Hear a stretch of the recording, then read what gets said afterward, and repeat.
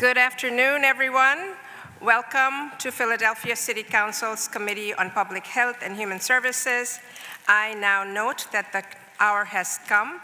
I am City Council Member Nina Ahmed, City Council Member at Large. And Mr. Sham, would you please call the roll? Chair Ahmad. Here. Vice Chair Lozada. Present. Councilmember Thomas. Councilmember Driscoll. Present. Councilmember Bass. Councilmember Landau. Present. And Councilmember O'Rourke. I note for the record that a quorum of this committee is present and this hearing is called to order.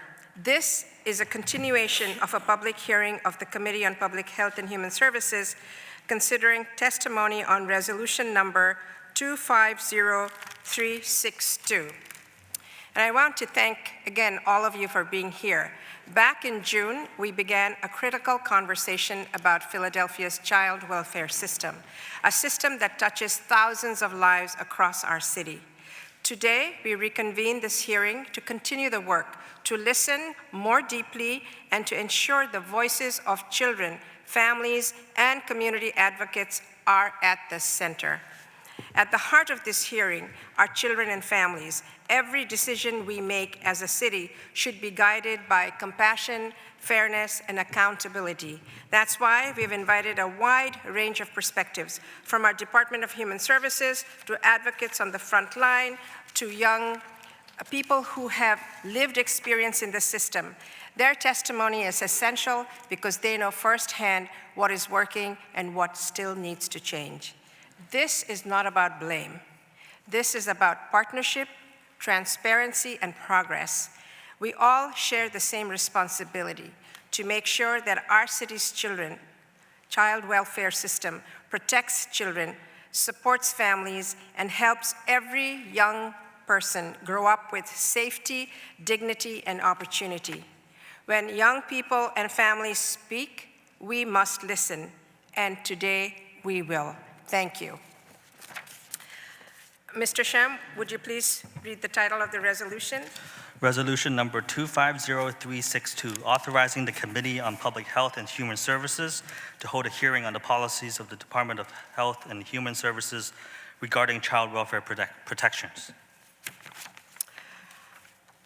The clerk, would you please call the first panel to testify on this bill? Kimberly Ali, Commissioner, Philadelphia Department of Human Services, and Laura DeRigi, Executive Director, Community Behavioral Health.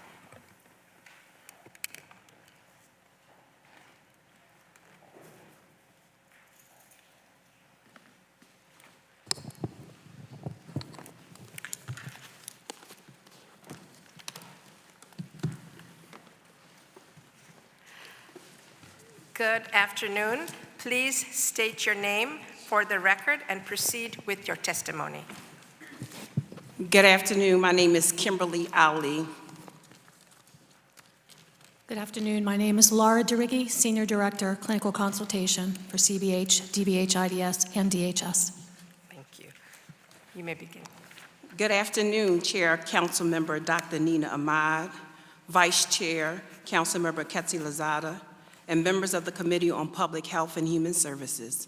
My name is Kimberly Ali, and I'm the Commissioner of the City of Philadelphia Department of Human Services. With me today is Samuel B. Harrison III, Deputy Commissioner for Child Welfare Operations, Nadine Parisi, Chief Financial Officer, as well as other members of my team. Today is day 2 of our testimony on resolution number 250362, on the policies of DHS regarding child welfare protections. The resolution asserts that the child welfare model in Philadelphia is not meeting its goals of improving outcomes for children.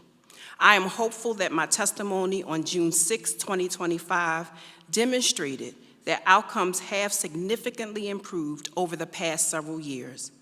Although we have made significant improvements, we do acknowledge that there is still more work to do to continuously improve the child welfare system in Philadelphia, and we remain committed to making lasting change. I am grateful for the support of our Mayor, Sherelle L. Parker, City Council, and the community as we continue to make impactful change. I have been asked to provide testimony today regarding the process that initiates DHS involvement to delineate the roles and responsibilities between DHS and the community umbrella agencies, and to highlight lessons learned that helped improve the child welfare system. The field of child work is an incredibly complex discipline because social workers are required to make daily decisions that significantly impact the lives of children and families. The amount of critical thinking, assessment, and decision-making that is required to do this job well is not taken lightly. Therefore, DHS makes ongoing investments in staff and policies and practice, all with the sole purpose of protecting children and stabilizing families. An example of a significant investment occurs once a call is made to the child abuse hotline that alleges the abuse or neglect of a child. This call to the child abuse hotline initiates DHS involvement. DHS operates a 24-hour, 7-day-a-week child abuse hotline that is staffed by City of Philadelphia employees. All of the social workers have a bachelor's degree at a minimum, and all social work supervisors, administrators, and the director have a master's degree in social work. In addition to becoming certified by the Commonwealth as direct services social workers, hotline social work staff also receive vigorous training in engagement, understanding child abuse and neglect, and on hotline guided decision making, or HGDM. The intention of HGDM is to provide the hotline social work teams with the opportunity and structure to gather as much information as possible regarding the type and nature of maltreatment, as well as other elements of the family dynamics, so that DHS can determine the best course of action. All reports are thoroughly reviewed and approved by a master's level social work manager to determine one of the following. First, do the allegations meet the criteria according to the Child Protective Services Law, CPSL, of child abuse or neglect that will warrant a child abuse investigation or a General Protective Services assessment? If no, one of two things can happen. First, if a determination is made that the family needs supportive intervention services, DHS refers the case to one of our community-based prevention providers and the case is closed. Or, if no services are needed, the case is closed. Secondly, the allegations do meet the criteria according to the Child Protective Services Law of child abuse and neglect. Therefore, the family is in need of a formal investigation by a DHS investigator. During fiscal year 2025, DHS received 38,184 calls into the child abuse hotline. Can you turn it to slide 8, please? Of the 38,184 calls, 60% of them, or 23,080, were diverted from the hotline, while 15,104 received a formal investigation by a DHS social worker. Of the 15,104 investigations that were conducted, only 2,598 children were accepted for formal child protective services, resulting in ongoing support by our community umbrella agency partners, or CUAs. Turn to slide 9. In slide 9, that's the pyramid that depicts the testimony that I just provided in terms of the calls that come into the DHS hotline until the cases are formally accepted. A CUA only becomes involved with the family after it is determined by the DHS social work staff that the family is in need of ongoing support. The CUA provides case management services designed to support the family in achieving their goals. To ensure the seamless transition of the family's case, a DHS supervisor facilitates a family team conference that includes the family, their support system, the CUA team, child and parent advocates, community behavioral health, DHS psychologists, and DHS nurses as needed. The sole purpose of the team meeting is for the family to develop a plan to stabilize their family. You can turn it to slide 10. Slide 10 depicts the roles and responsibilities as it relates to DHS and the community umbrella agencies, and the center depicts our shared responsibilities. I testified on June 6, 2025, that DHS has had the unfortunate distinction of removing more children and youth from their parents and caregivers than many jurisdictions of similar size.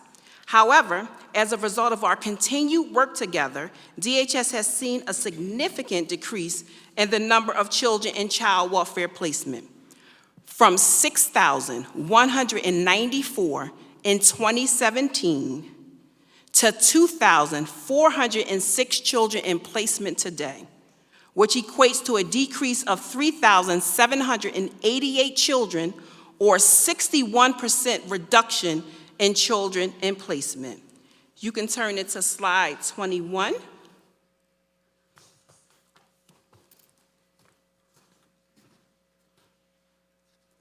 As you can see from slide 21, slide 21 looks at removals from home, and that means the number of children entering placement during a specific fiscal year. You can see in FY15, there were 3,308 children who were removed from their homes. If you look at FY24, it was 1,291 young people that were removed from their homes, a significant decrease. The FY25 data isn't completed yet because we do it based on federal fiscal year, and so that data is to come. If you look at slide 22, slide 22 is rate of removals, the comparison. Again, that's the number of children who were removed from their homes. This compares it with other jurisdictions. If you can see in 2017, our rate of removal for Philadelphia was 7.6 children per 1,000.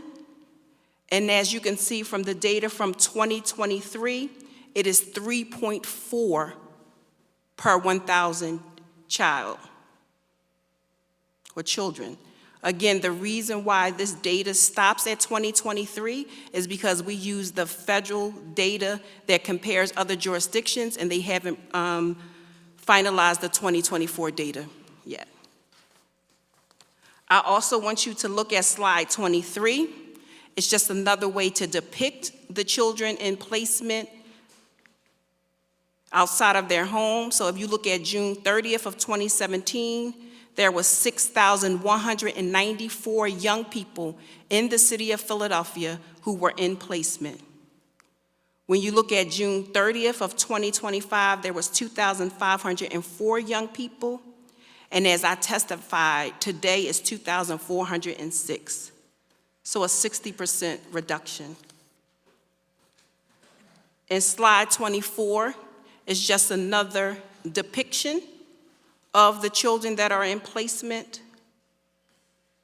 Again, you see our high point in FY17, which was reflective of the 6,194. And then you see for FY25 was 2,504. That ended on June 30th. And as of today, September the 30th, it's 2,406 young people. And finally, if you look at slide 25 does it again in terms of a comparison. This comparison is the rate of children placed outside of their home. The previous comparison, when I talk about removals, that's any young person who's removed. When I talk about children who are in placement, that's point in time data. And so as you can see in 2017, the rate for Philadelphia was 16.1. For every 1,000 children, 16.1 were removed, or 16, I should say. And then as you can see for 2023, it was 8 children per every 1,000 in Philadelphia. This data is evidence of our commitment to supporting children and youth in their own homes and communities, and to stabilizing children and youth in their own homes when it is safe to do so. To address DHS rate of removing children and the disproportionate number of Black children in the child welfare system, DHS partnered with the University of Pennsylvania, Casey Family Programs, and the Center for the Study of Social Policy. Through this work, we developed 2 innovative ways designed to reduce placement by creating avenues for support that do not involve entering the formal child welfare system. We developed a supplemental mandated reporter training to instruct such reporters how to be supporters when they identify a child or family in need of services. And by way of our partnership with the Philadelphia Department of Health, we expanded their Philly Families Can support line that will connect families to resources when there is a service need. We recognize that the removal of a child from their parents or caregivers is extremely traumatic for the child, the family, and the community. Therefore, these decisions are not taken lightly, nor are they made by a DHS social worker or supervisor independently. When a child is unable to remain safely in their home, the case is reviewed by a DHS administrator or a DHS director. The purpose of the review is to ensure that all efforts to keep the child in their home were made before separation is even considered. After the review by a DHS administrator or director, in many cases, a consultation occurs with the city solicitor. Based on the evidence presented, a city solicitor determines if the removal is warranted. If the removal is not warranted, the city solicitor will deny the request and provide legal advice to the DHS social work team. If the evidence presented warrants a removal, then the city solicitor or the DHS court representative ask a judge to grant an order of protection to remove the child from their home. Ultimately, only a judge can grant the removal of a child from their home. In cases where an order of protective custody is granted by the courts, a hearing in front of a judge occurs within 72 hours. The child and the parents are given counsel to represent them at court hearings. After the initial hearing, another hearing occurs within 10 days, and then a review hearing occurs at a minimum every 3 months thereafter until the case is closed out of court. Finally, because of the importance and complicated nature of the work that we do, we are constantly working to ensure that we are re-examining and refining our policies and practices to focus on reducing trauma and keeping families together. We use data and conduct regular case reviews to learn and make any necessary changes. In any case where a child or youth is fatally or nearly fatally injured, DHS is governed by Act 33, which requires state and local reviews of all child fatalities and near fatalities that result from suspected child abuse or neglect. An external multidisciplinary team reviews the case to identify systemic and practice issues so that DHS can address them and take necessary action. All recommendations from Act 33 reviews are tracked to monitor their implementation. Some of the recommendations that were generated by Act 33 reviews and have been instrumental in improving the practice at DHS and the community umbrella agencies include the following. A parent with significant untreated mental health led to the physical abuse of their child. Therefore, DHS developed a policy that requires DHS and CUA case managers to have a mandatory consultation with the DHS psychologist to understand the mental health needs of the caregivers and to make recommendations for evaluation and treatment.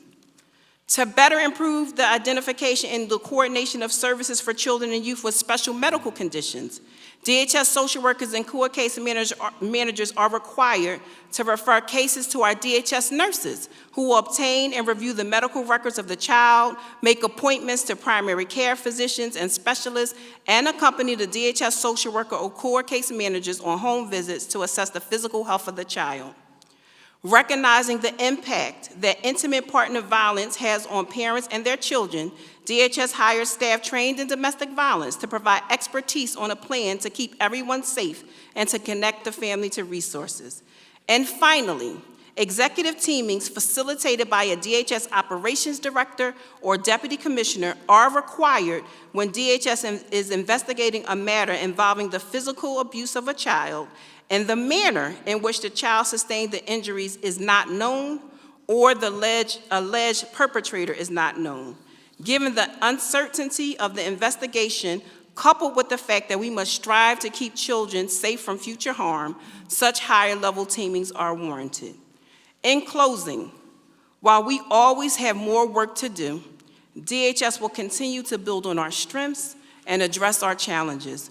Although state law prevents me from answering questions about families and their cases, my team and I are happy to answer any other questions the panel has today. Thank you. Thank you, Commissioner. And I was remiss in not opening the floor to my colleagues here before you started, if they wanted to make any opening statements at this time, if any. We're all about the business, so thank you. And before we go on to you, I wanted to thank the Commissioner once again to be here. And after we hear testimony from our next witness, we will ask the questions of the panel altogether. So please proceed with your name and start your testimony. Thank you. It's my pleasure to be here and nice to meet all of you. I am Laura DeRiggi. I am the Senior Director for Clinical Consultation. I'm a director of no one. I work for CBH, but I also have a direct reporting link to DBH-IDS, Department of Behavioral Health Intellectual Disability Services. And I've been in this role with DHS since 1999 as the clinical consultant. Today I'm here to talk about, and you have my full testimony, I'm not going to read it. I'm going to talk just about how we began the integration from a direct practice standpoint. We're integrated at both a micro level, with direct practice being co-located with DHS, and at a system level where we share resources, our leadership, DHS leadership, and other city departments, because these are families involved in multiple systems of care, not just child welfare, not just behavioral health. What I'm going to talk about today is the integration at a direct practice level, which actually began under the leadership when Alba Martinez was the DHS commissioner, and the managing director at that time was Estelle Richmond, who actually created CBH. And back then, we came together, we felt the need, they felt the need to set a foundation because we share children, youth, and families, and that these families are so vulnerable to not just behavioral health needs, but have complex trauma histories, who have social determinants of health, who may suffer from experiences of homelessness. It really was an opportunity to really develop a framework of care coordination together from the front door. So there are various levels, and again, I'm not going to read the full testimony. From a direct practice level, we started in 2000, and we co-located CBH, Community Behavioral Health Care Management. At that time, I'm going to date myself and Commissioner Ali, it was her and I that jointly sat next to each other in the central referral unit at DHS. So when kids were deemed, got an OPC, needed placement, CRU would find the placement, I would be there to look at clinical history, and we would authorize services to go along with that child, so there was never any gap. The whole goal of the integration was really to ensure access to behavioral health services. Because of my role with IDS and DBH, we can also look at how many families and how many children have intellectual disabilities, developmental disabilities, how many need referral to substance use treatment. So it goes beyond the scope of just behavioral health services for that child, but the holistic view of the whole family in that case. In 2003, we expanded the co-location of CBH staff to the courtrooms under now Justice Dougherty, back then Judge Dougherty, and our former CEO, Nancy Lucas. We really saw the need not just to co-locate in the DHS office, but also in the family courtrooms. That included a number of things. One, the care managers in the courtroom support the judge and the team and offer suggestions around what services are available. Did this child get their assessment? Did this mom go to this outpatient program? So we have up-to-date information, but also we have clinical guidance, because oftentimes, depending on the case, there may be recommendations for things that may not make sense to the clinical profile of what's going on in that child or family. So we're there as clinical consultants to provide that direction.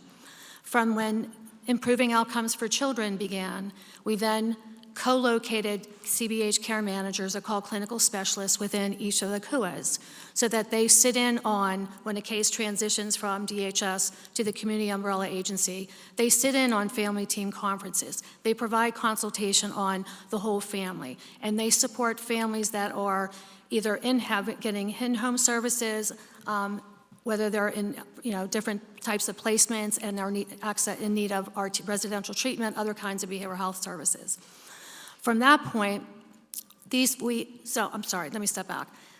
Part of the integration that also began in 2000 was the creation of the capacity to do drug and alcohol assessments in family court for parents in need of substance use treatment. So DBH funds the clinical evaluation unit there, as all outlined in the testimony.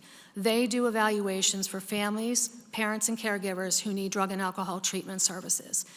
In about 2004, CBH, in partnership with DHS, we created a behavioral health forensic evaluation unit. Judges make decisions based on really good evaluations. So we really, as a collective partnership, decided that we really needed to create an enhanced forensic evaluation center in the court that allows psychiatrists and psychologists to do a much more comprehensive evaluation, pull in information, not just interviewing the child and the family, pulling all the collateral information from CBH, DBH, whoever is involved in that family's life, to do better case conceptualizations and offer the right recommendations for these families and children that are dependent and delinquent that are going before the judge. And then our CBH care managers provide guidance and make those referrals as recommended by those evaluations. So from the front end, on site with CUAs and DHS, and then we have the different assessment units. DBH, as part of their single county authority, has a dedicated staff person that works at the front end with the hospitals on plans of safe care when children are born prenatally exposed to substances. So that person links DHS staff to drug and alcohol assessments and treatment. So we have various arms, and I'm sorry I don't have a PowerPoint and graphic to show you all of this. But we wanted to address both the behavioral health and the substance use, and both from the county level and from the Medicaid CBH. We all have Medicaid, we all have eligibility requirements. And part of this integration was to try to break down the silos, but try to figure out how do we blend and braid funding streams, eligibility, and clinical needs to really wrap around children, youth, and families. The last piece of this is my role. I'm the hybrid, the hybrid of integration. So I did my first home visit in 1999, and I still do home visits today. Because of my background, because of, I always made it a point to work in every disability area growing up in my career in social work. But the department and DHS and us, we felt the need that you needed someone that could bridge each system, but also has the ability to go in and talk to a family, do home visits, sit down with the different advocates, sit down with the judges and map out, here's what's going on with Laura's family. This is mom, this is dad. Having someone that has that ability to pull the systems together, but understand what does the clinical information look like? What do you not see and what do you not hear? And pull all those pieces together. So that's part of the role of this hybrid sort of piece that's still going on today. I'm still doing home visits. I also support the courtroom, and this is really not about me, but it's about the role. It's really creating a role that we really hope to sustain, that really is going to focus on trying to pull those systems together, but really understanding the needs of complex families. These are parents that have intellectual disabilities who have children. These are children who have medical complexities, that have attachment issues, that have years of traumatic experiences, but you need someone or that role to really pull the pieces together and explain that and link the systems together. And that's part of the integration that we felt was important way back in 1999 that still continues today. And then within the CBH and the DBH main, we link to, like when I go out and do the home visit, it's not me, CBH, going out, it's me as a clinical social worker going out and bringing all the systems together. Then we come back, we sit down, we handle complex review, as Commissioner talked about, the executive review meetings. We do teamings all together with CBH staff, DBH staff, myself if I do home visits. I testify in court as an expert witness based on my role, not because I'm a CBH employee, but really pulling together the pieces. And then lastly, part of this role is aging out kids. So since 2000, DHS and myself have been co-facilitating aging out review meeting so that aging out kids get the supports they need. It's a whole process. I can share an outline of what that looks like. But we've been doing that since 2000 to ensure that kids who age out of the child welfare system, if they are needed to go into the IDS system and get a waiver, they can move into community homes. If they're able to get Social Security benefits and need some supportive housing through our mental health housing, we try to coordinate that. If they're able to live on their own, but they need additional supports. So we do, since 2000, we do about probably 8 to 9 a week of older youth review meetings, but it's all of us collectively as a system. And that's just a few of the highlights from my testimony. Thank you very much. We will now proceed with some questions, and I'll start first, and I'll open the floor to my colleagues. For Commissioner Ali, could you tell us where voluntary placement agreements, where they fit in the scheme that you told us? Yes, DHS does not do voluntary placement agreements. That was outlawed from DHS a number of years ago. I was a supervisor at the time.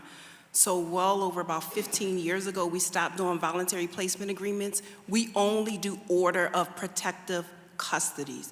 When we do have families who come into DHS or may make a phone call to DHS indicating that they need some support with their child, that they want their child to go into placement, our first course of action is to meet with the family, meet with the young person, and to develop a plan so that we can keep that young person in the home. So we don't do voluntary placement agreements or VPAs anymore. So that means this intervention that you do is not coming through the hotline call. This is a family reaching out to you on their own?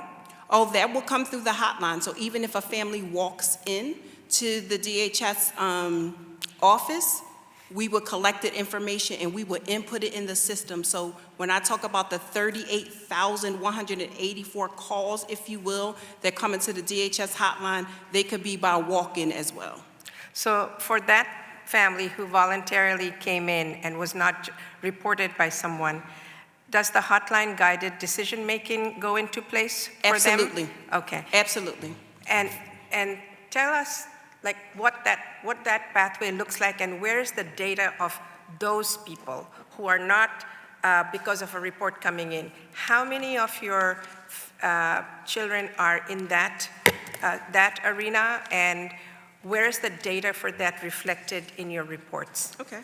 And so in terms of hotline guided decision making, as I testified to is that is a structured way of collecting information about young people as it relates to child abuse and neglect, as well as gathering information about the family dynamics. And that particular situation, if the young person is not being abused or neglected, if you turn to let's do slide 9. Slide 9 is our pyramid. So that walk-in, if this happened in FY25, would be the 38,184, so that's calls or walk-ins. And because of technology, sometimes we even receive emails. So that is, that's all encompassing in terms of that number. When you look at the reports diverted from the hotline, in that particular situation, if the family is amenable to services, then we will divert that because it doesn't rise to the level of abuse and neglect. So at that particular time, we will offer prevention services. So that could be our family empowerment services, where a case manager will go out to the home. They will develop a plan with the family in order to stabilize the family. They will connect the family with resources, and so that would be captured there. If, in fact, the family came in, the same family, if we determined that there was a safety threat in the home that rose to the level of needing an investigation, then that would come into the 15,104 reports that were investigated. Just want to go back to the 23,080 folks that you mentioned, and these were the voluntary family referrals themselves to you. What exactly does the family, what kind of agreement does the family come in with you in order to get the remaining parts of the service? So let me indicate that the 23,080 are not always Not all, yeah. voluntary. Not Yeah, always I got voluntary. that, yeah. Those are the ones that don't rise But to they're the level. in there. So- That number is in there. Yes. And so in terms of a teenager, we could possibly offer, with the support of CBH, functional family therapy, in which a therapist will go out to the family's home and work on the dynamics between the mother, the child, or the father, whoever's the household member, and the child. We could connect that young person with our IPS, our intensive prevention services, so that they can have a site-based service after school time. It's really individualized, so whatever the family needs is what we would help develop for the family. So does the family go into an agreement with you to get this? Is there like a piece of paper signed, or there's Not- how do you track this? Yeah, so all of our voluntary services, our diversions are voluntary. And so parents can decide to accept it or decide not. I will turn. And by accept, you mean accept how? Like they They put it in agree to writing? it. They can agree to the service. And In so writing. after, well, the parent doesn't have to put it in writing, but we will certainly document that in our system. The reason I'm asking is Mm-hmm. so we can separate out from that 23,000 who is going into these voluntary sort of diversions versus the rest who are proceeding. That's what I'm trying to No get at. problem. So maybe this will be more helpful. Turn to slide 17.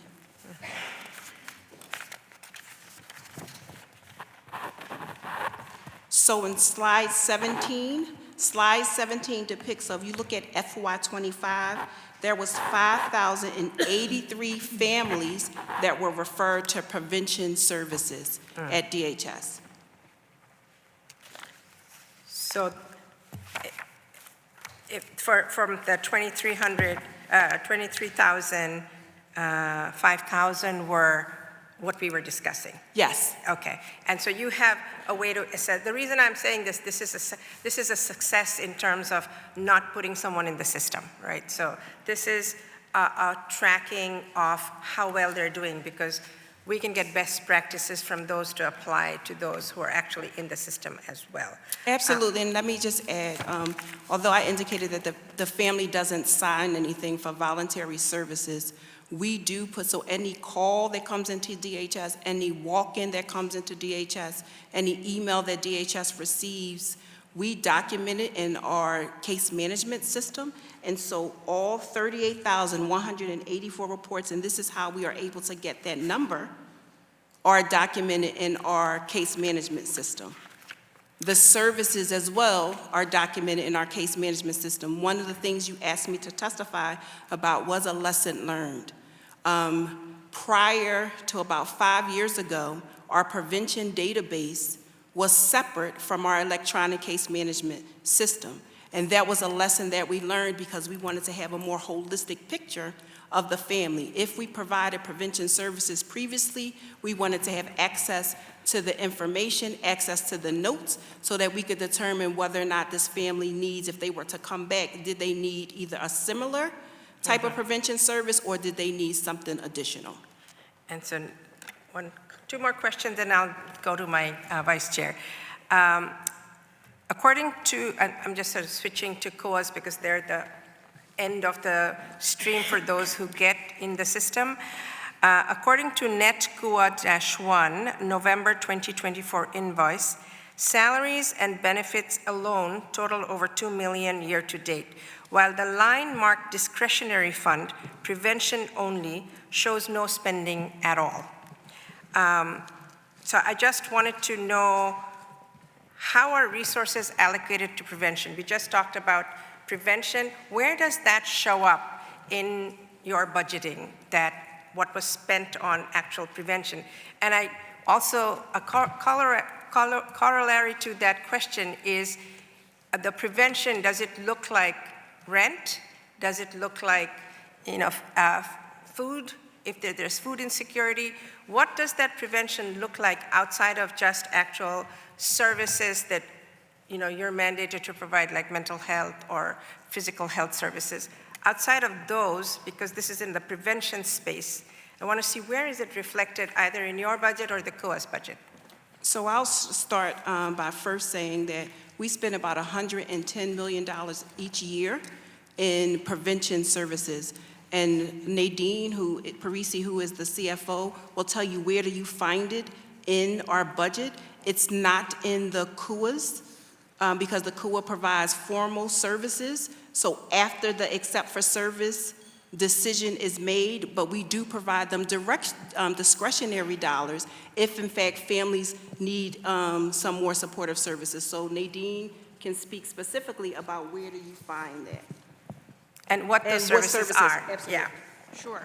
So the department spends around $110 million a year on prevention services. The dollars that you're speaking to that say prevention only for discretionary funds would be any support that a family would need that a CUA has some discretion to support them in some way. A lot of times we divert them to our concrete goods fund, which is included in that $110 million that we have.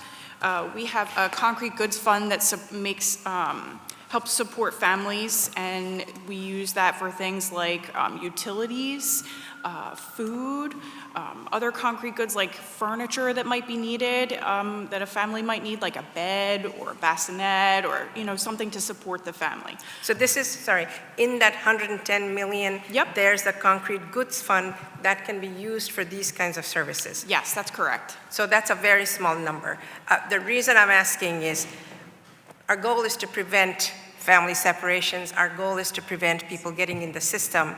I just wanted to know from a budgetary perspective, do we need an increase in that? And should that be a separate line item so we can actually see where that money is going, what is it being used for, and how is it preventing the issues that we face in DHS? Our goal is to put you out of business, basically. Okay. Tell her what is current. Sure. So the CUA, the current line item for the CUAs that goes to each individual CUA within their budget, the total across is about $1.3 million. We actually just made a request to increase that in the next fiscal year by another $1 million. So that's something that they have discretion for. But again, they're able to refer to other avenues within DHS as well. And can I add and give you a sense of that, because this is not in the CUA's budget. And so you can tell them where they can find the emergency fund. And so the concrete good fund that we support for families is over $3 million. So $3,135,000, $3,135,000 is the emergency fund in which families have access to. That's what we use as part of our diversionary efforts from the front door, so from hotline and from investigations, and the CUAs can also use that fund as well. When I look at the $3 million, most of it is for housing support. So about 70% is for rental assistance, for utility assistance. About 70% of the money is used for that. The other portion is used for furniture, other supports that the family need, but most of it has to do with housing support. We don't use it typically for food security. It's because, as you know, we do have funding for food security as well, and so we will refer the family to that avenue as opposed to using the emergency fund. So do you need an increase in that number? We don't. The number is sufficient in terms of the $3 million. The reason why the number is sufficient is because, as I indicated, we have community-based providers, and we have a number of them. The community-based providers also have discretionary funds, and so part of their budget is also discretionary funds. This $3 million sits outside of our provider community so that DHS social workers can make a referral. So the family doesn't necessarily have to receive case management services in order to have access to the funds. In order for me to prevent a family who has housing insecurity, for example, from me removing that young person, I pay their rent in order so that we can keep the family together. In addition, we do a budget.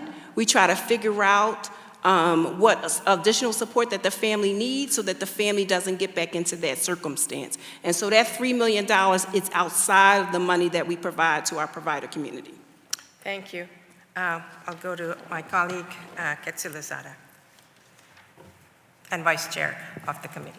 Thank you for being with us this afternoon. Thank you for your work.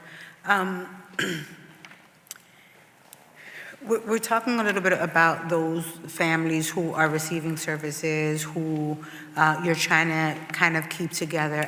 It's been brought to my attention many times since I arrived, and even just a few weeks ago, the fact that there are some families who don't self-refer but are called, or DHS is called on them, and sometimes all of the information isn't given to that person on the hotline, which then triggers an investigation to happen. But it ends up being a fraudulent type of a situation. And so I want you to tell us a little bit about how often does that happen? You know, sometimes folks will give you bits and pieces of a story, and there's, you know, if we take a deeper look into the situation, it's really not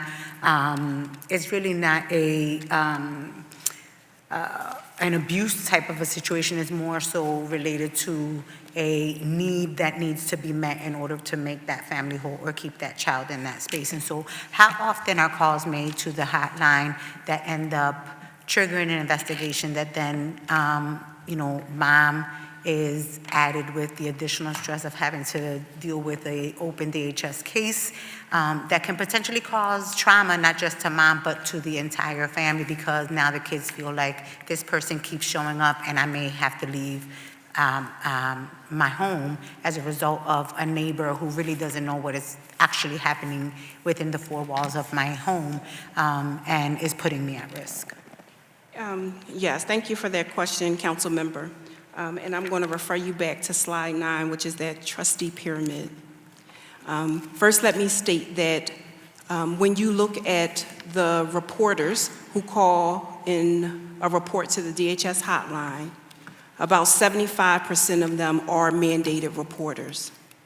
The other 25% are not captured as mandated reporters. And when I say mandated reporters, I'm talking about teachers, doctors, therapists, anyone who has a caregiving role, if you will, with young people. And so that's about 75% of the calls that come into the DHS hotline by way of a mandated reporter. However, we treat all hotline calls the same. So whether it is a mandated reporter, or whether it is a neighbor, or whether it is a non-custodial parent, we all put them through hotline-guided decision-making so that we can determine the best course of action, and that's what I testified to. And so if, in fact, it rises to the level that there needs an investigation, look at the orange. And so of the 38,184 calls or walk-ins or emails to the DHS hotline, 15,000 of them were investigated in FY25. Of the 15,104 that were investigated in FY25, 4,033 of those reports were accepted for service. And then as you can see the further breakdown. The purple, so of the 4,033 reports that were accepted, that equated to 2,598 children. Of the 2,598 children, 1,667 of them received in-home services, meaning they remained in their home with their family, and they had visits by a community umbrella agency staff member.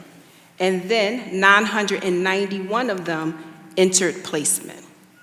And so you can see the background. That's why using a structured decision-making tool like hotline-guided decision-making, in which we test every report that comes into the DHS hotline to determine whether or not it rises to the level of a formal investigation. And even, as you can see, after the investigation, only a portion of them are accepted. How do you help those families who we found, okay, there was an investigation, it didn't come out to be what was reported? How do you help them kind of mend? How do you help them, maybe you connected them with the services that they needed, and again, it wasn't abuse. How do you help those individuals feel safe again, right? Especially if the report came from a teacher or from a neighbor. How does that work? Do we provide that type of service? Yeah, that's extremely difficult, so thanks for that question. Because as you can imagine, the intrusive nature of child protective services and someone called in a report. And so we tend to just try to encourage the parent, if in fact the parent is in need of services. We do the distinction between formal child welfare services versus connecting with a provincial or community-based provider. When we connect them with a community-based provider, the case is closed out, but as you can imagine, it takes time for the parent to heal, and that's why we are very intentional about what reports we accept in terms of making sure it aligns to the Child Protective Services law versus the ones we don't accept. Thank you. Next to acknowledging Council Member Ru Landau. Thank you so much for being here, answering all of our questions. Thank you for all the data and the huge PowerPoint. Really appreciate all of this information. And just first want to start by commending your department for the decrease in rates of placement. The fact that you've focused on harms of the past and places where we might not have been focusing on and tried to right the wrongs of the past. We all agree there's still so much work to do kind of holistically and collectively in Philadelphia, but it seems that we're all at least directed in the same direction now, and that feels really good. Just want to first follow up on my colleagues' questions here. In my previous job with the city, I did see a lot of those cases where neighbors were calling on neighbors. It's very upsetting. It's all anonymous. I think the last time you were here, I asked you, do you put the same weight on the case when, at least on your end, or maybe not on your end, do you know who's calling when it's been 10 calls to the same house by the same neighbor and you've come out and you're not having any findings? How do you start shifting those to the side and saying, like, we have a different problem here. We might even have to go talk to the neighbor who's calling. We have to do something else. And also, out of the numbers you said, the 38,000 calls, you said about 75% are from mandated reporters, 25% are not. So that would be 28,000 calls approximately from mandated reporters, with still only 15,000 being investigated. Do you have any idea the distinction of the calls that go forward to get you up to that 15,000? Are they coming from mandated reporters, or are they coming from the neighbors? That's the first question. So thanks for that question. So we don't, but I'm sure that my performance management and technology team can determine, because we do track who calls. So we track whether or not they are a mandated reporter, hence is why I know about 75% of the calls that come into the DHS hotline are by way of a mandated reporter. And then we also track the relationship or to the family. How do you know this information? We do treat the information the same.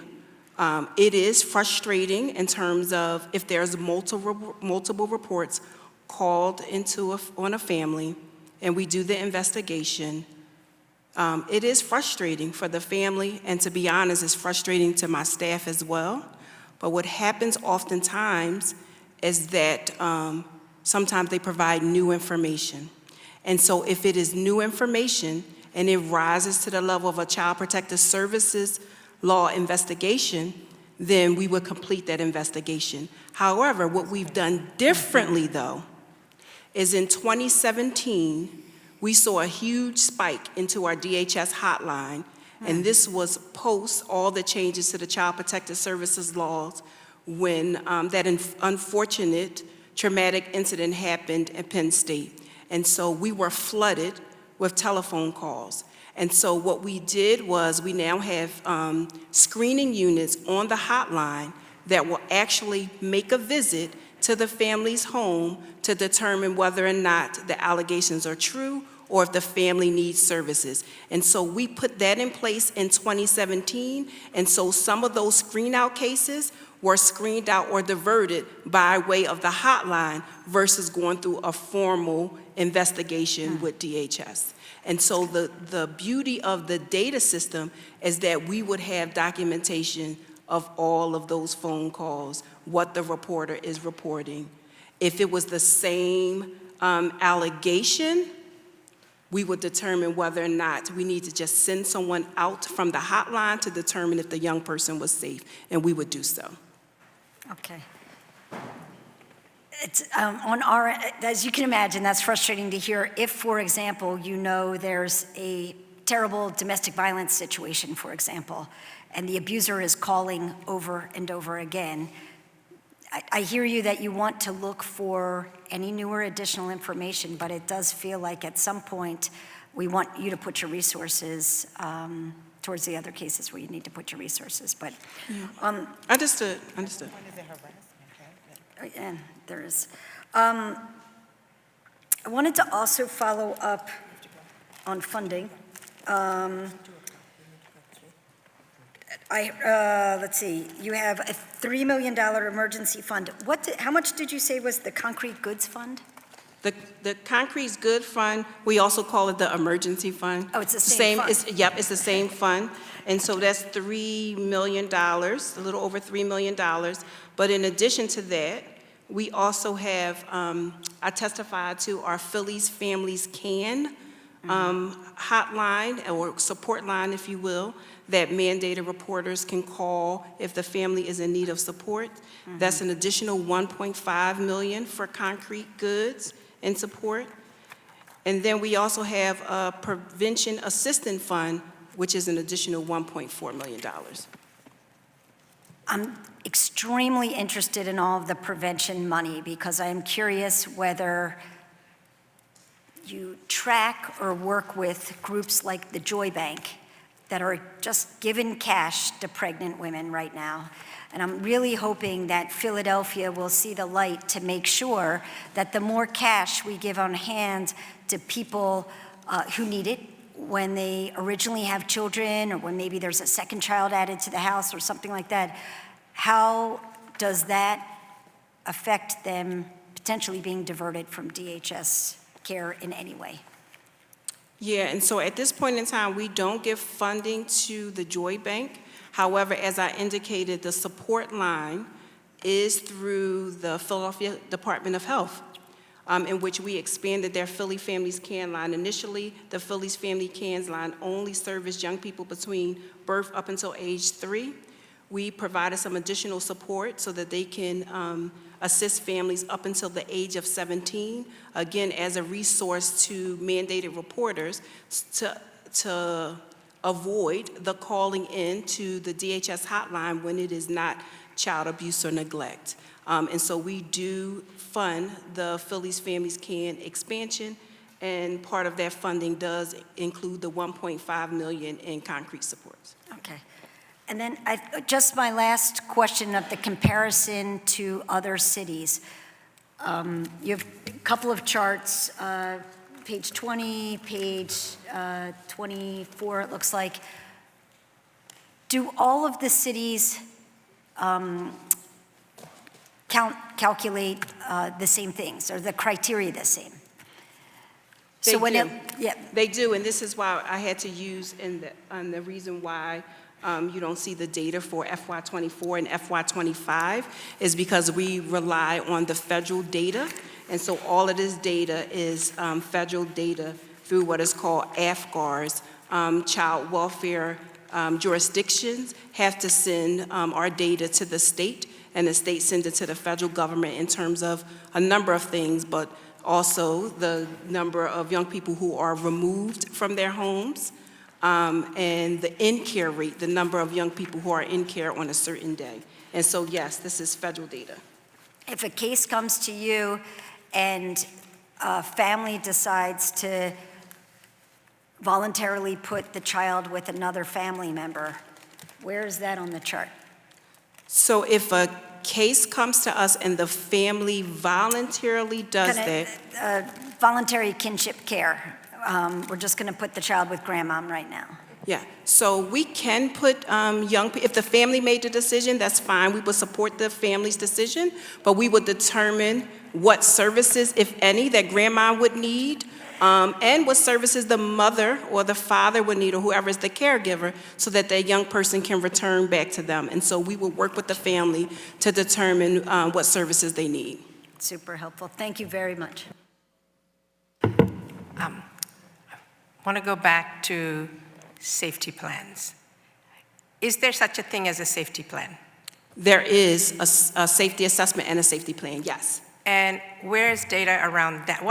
Explain to us what a safety plan is, who's in a safety plan, how do we track that, and how that is part of this flow chart that you gave us. We would track a safety assessment and a safety plan at the point where we are accepting a case for investigation.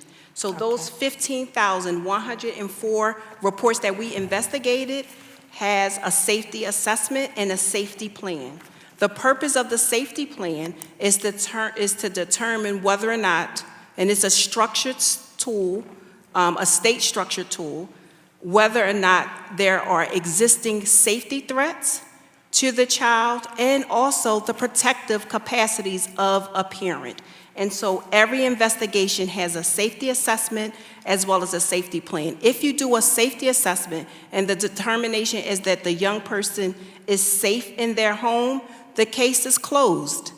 If, in fact, you do a safety assessment and the young person is safe in their home, but they're safe with the plan, meaning we need to put in some intervention to ensure that the young person is safe, then that will be by way of a safety plan. And so that will be captured when I'm referring to children accepted for formal services. So the 2,598 children on the pyramid are young people who have a safety assessment and a safety plan.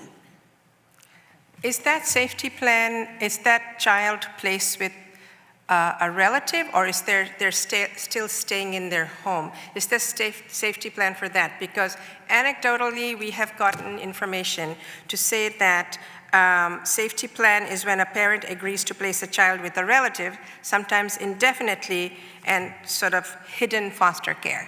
Okay. So let me say this. I am aware of the hidden foster care. I will tell you that families can make an arrangement in order to keep their young person with a relative. This is not kinship care. That's not This kinship is, care. Correct. However, I will also tell you that in my experience, families need support. And so when you are talking about raising another child and caring for another child, we want that child in kinship care so that we can provide the resources to their grandmother so that the grandmother could adequately take care of their grandchild. Formalize it. Formalize the plan. We do, however, have families who don't want kinship care, because what comes with kinship care first and foremost is a placement. Yep. Meaning you will have a CUA case manager that comes out to your house at least once a month, depending on the needs of the young person, might be twice a month. You would also have a foster care agency that certifies you, that requires you to do training, that also will come out to make sure that the young person is safe. And some families decide that they don't want the intrusive nature of kinship care, which is a placement.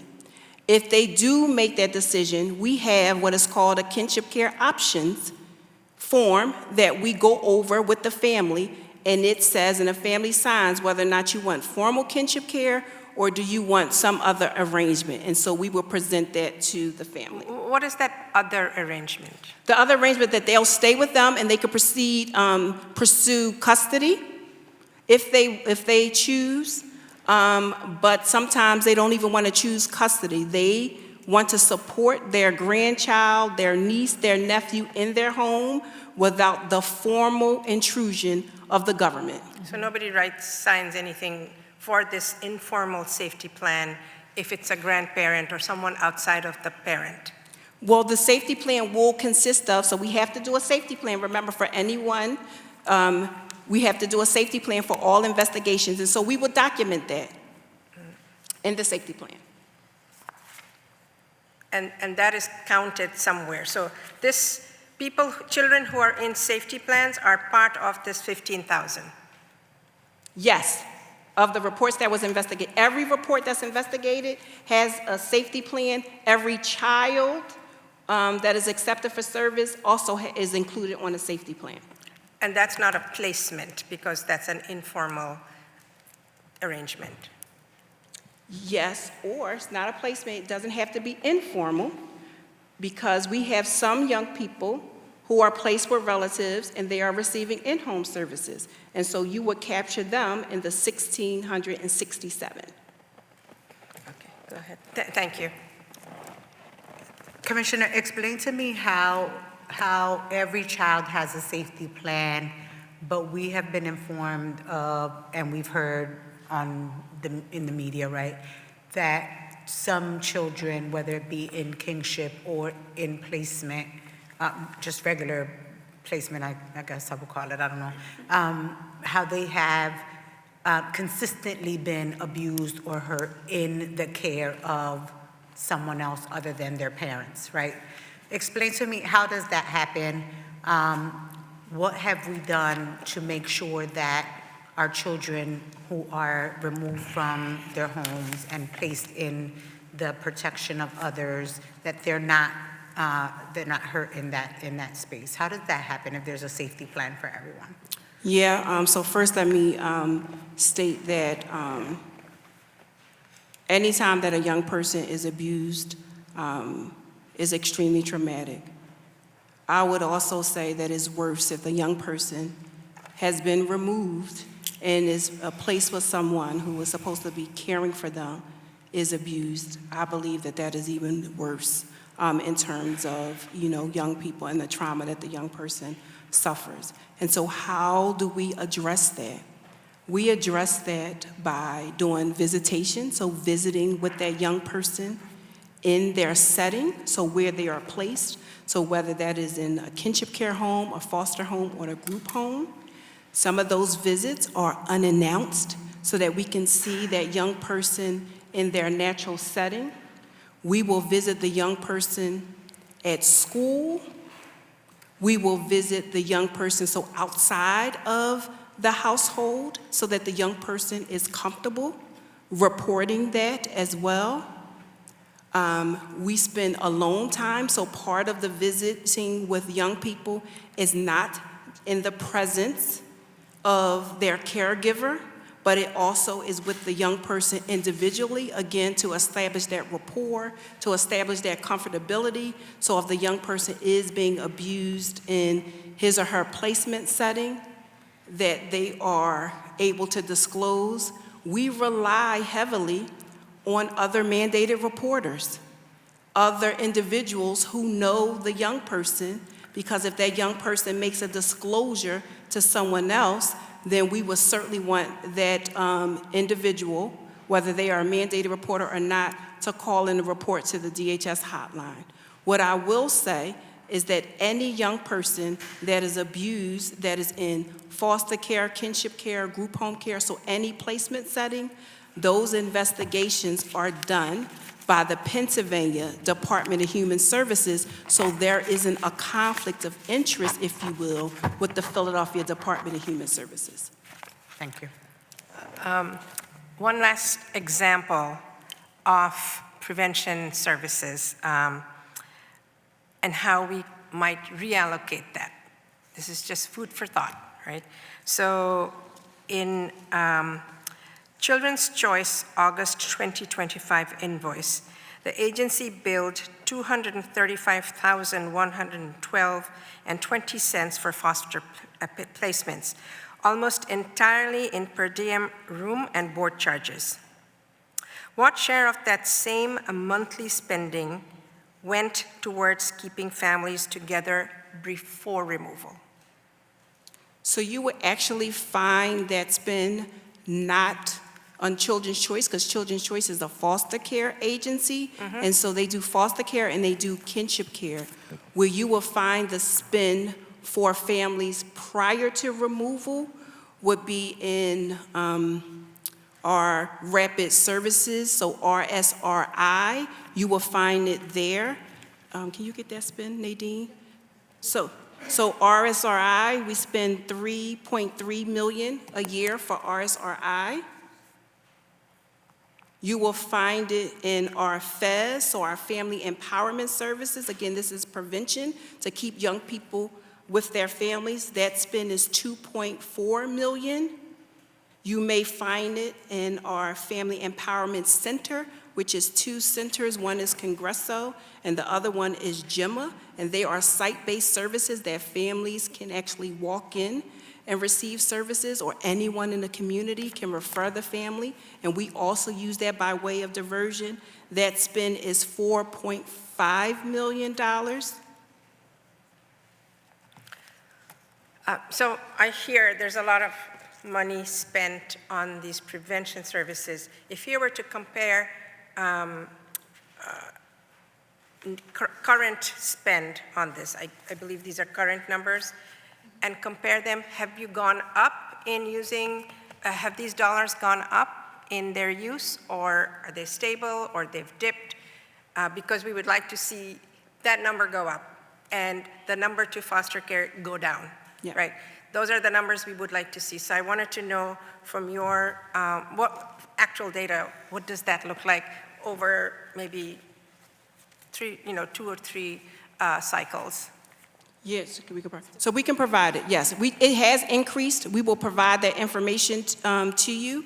And just as a reminder, part of my testimony, remember when I indicated in FY17, so all the data, the reason why we chose FY17 as the starting point is because, remember, that was post the changes to the Child Protective Services laws, when I had to also establish the screening units on the hotline to address the needs of families and to make sure that they are not investigated unfairly, unjustly, and to utilize, resources appropriately. At the same time, we also had to increase our prevention services, because if a family became known to the department and they were in need of services, we wanted to make sure that we met their need. And so we can get that data for you. That would be great, because we would like to do similar to the Joy Bank, right? Even before people are engaging with you at all, we know who is food insecure, housing insecure. We know that those numbers already. So we don't know where that would rest, whether DHS would be doing a similar Joy Bank kind of model, but we can talk more about that. But that's the goal of what I'm trying to understand is, have you seen when you increase your prevention dollars, you decrease payments, placements, and you decrease actual termination and those things? That's what we would like to see, to have the data to say it makes sense to invest in prevention and what that could look like. So thank you. We have millions of questions. My staff has given me a full binder full, but we might send you some additional questions so that we have time for the rest of our witnesses. I just wanted to switch to, help me pronounce your name so I don't mess it up. Laura Derigi. Derigi. So, Ms. Derigi, question for you in terms of your involvement in the, let's see, which slide is it? Is slide number 8. Yeah, where are you involved in the hotline guided decision-making in understanding whether a case is going to go forward or not and evaluating that information? No, I understand the process. I get involved when they need me to go out with the team on an investigation because of some concerns around behavioral health, cognitive abilities, or they're just not sure. Yeah, That's when I get involved. So my question is, do you think it's useful for behavioral and mental health to be involved in the decision-making process at this point to support DHS in really evaluating carefully that complaint that comes in for it to move forward? We have been in the past, correct me if I'm wrong, it's all about consents. But in the beginning, when we started the integration, we actually were part of, and we were co-located at the hotline in case there were issues around behavioral health. The issue came to, we can't share information without the consent to release behavioral health information, so we did a lot of work with DHS and the law department to create consent forms, so when DHS goes out on an investigation, they have the CBH consent form that allows, if the parent is willing to sign, and anybody 14 and above can sign it, then they can tell us they got the consent and we can share information. In the cases that they don't want to share consents, I go out along with the DHS team. Because again, I go out as just a social worker, not necessarily. And you're just one person who does this, or there are many people like you? It's just me. Okay, for that's now. a problem. For now. Yeah, okay. Because you can't be everywhere. And the reason I ask this is to make this when they go in for either diversion or accepted investigation, that's a sort of a branching off point that is very critical after that process. So to be as most informed, to be as getting as many supports, not just for the families and the child, but actually for the team going out. And that's my next follow-up question is, what is your role in supporting DHS workers who are overburdened and, sometimes, pulled to the limit around these issues? Again, if it's one person, that's a problem. It is a problem. So is that a budget allocation? Let me say it this way. Number one, we have a great data system across all the city's social services, right? These aren't new families. These aren't new cases for the first time. So oftentimes, sadly, I'm doing home visits on adult parents who I did home visits because I'm a young 68. I do home visits when they were kids. So there's opportunities here to learn from just some of the points along the case processing, right? We have enough data to look at what is the percentage of people that are part of other systems. The role that I play needs to be expanded, and I know in the needs-based plan a couple of years ago, the commissioner attempted to get that funded to create a team, because it's not about me, it's about having the role of someone who really understands.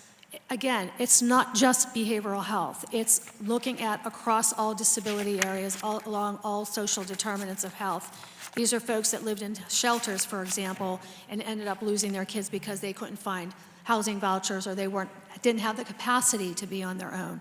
We have other systems that, like in the intellectual disability system, we don't support parents with children because it's just for the adults. So there's eligibility requirements that limit the ability to wrap the right level of support. So the role that I play at the front end, I go out with DHS, and I'm able to look at the history before I go out. If there's a consent, great.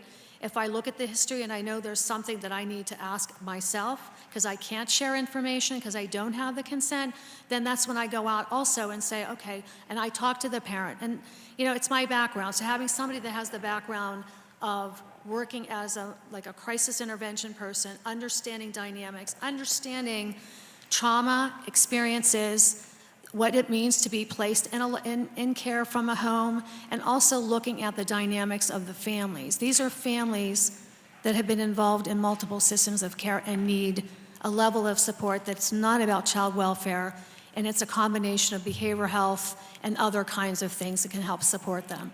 And I'm sorry, I don't mean to ramble. No, that's fine. I'm just trying to understand. If you are involved, if we had more of you, and you were involved across the board in every intervention, you meaning you and your clone was involved in every intervention, would that outcome of when, with the only case that have you there, does the outcome change when you're there? Is there a way to assess when Yes. you're not there versus when you're there? And What I'll happens on that pathway? Yes, and I'll tell you why.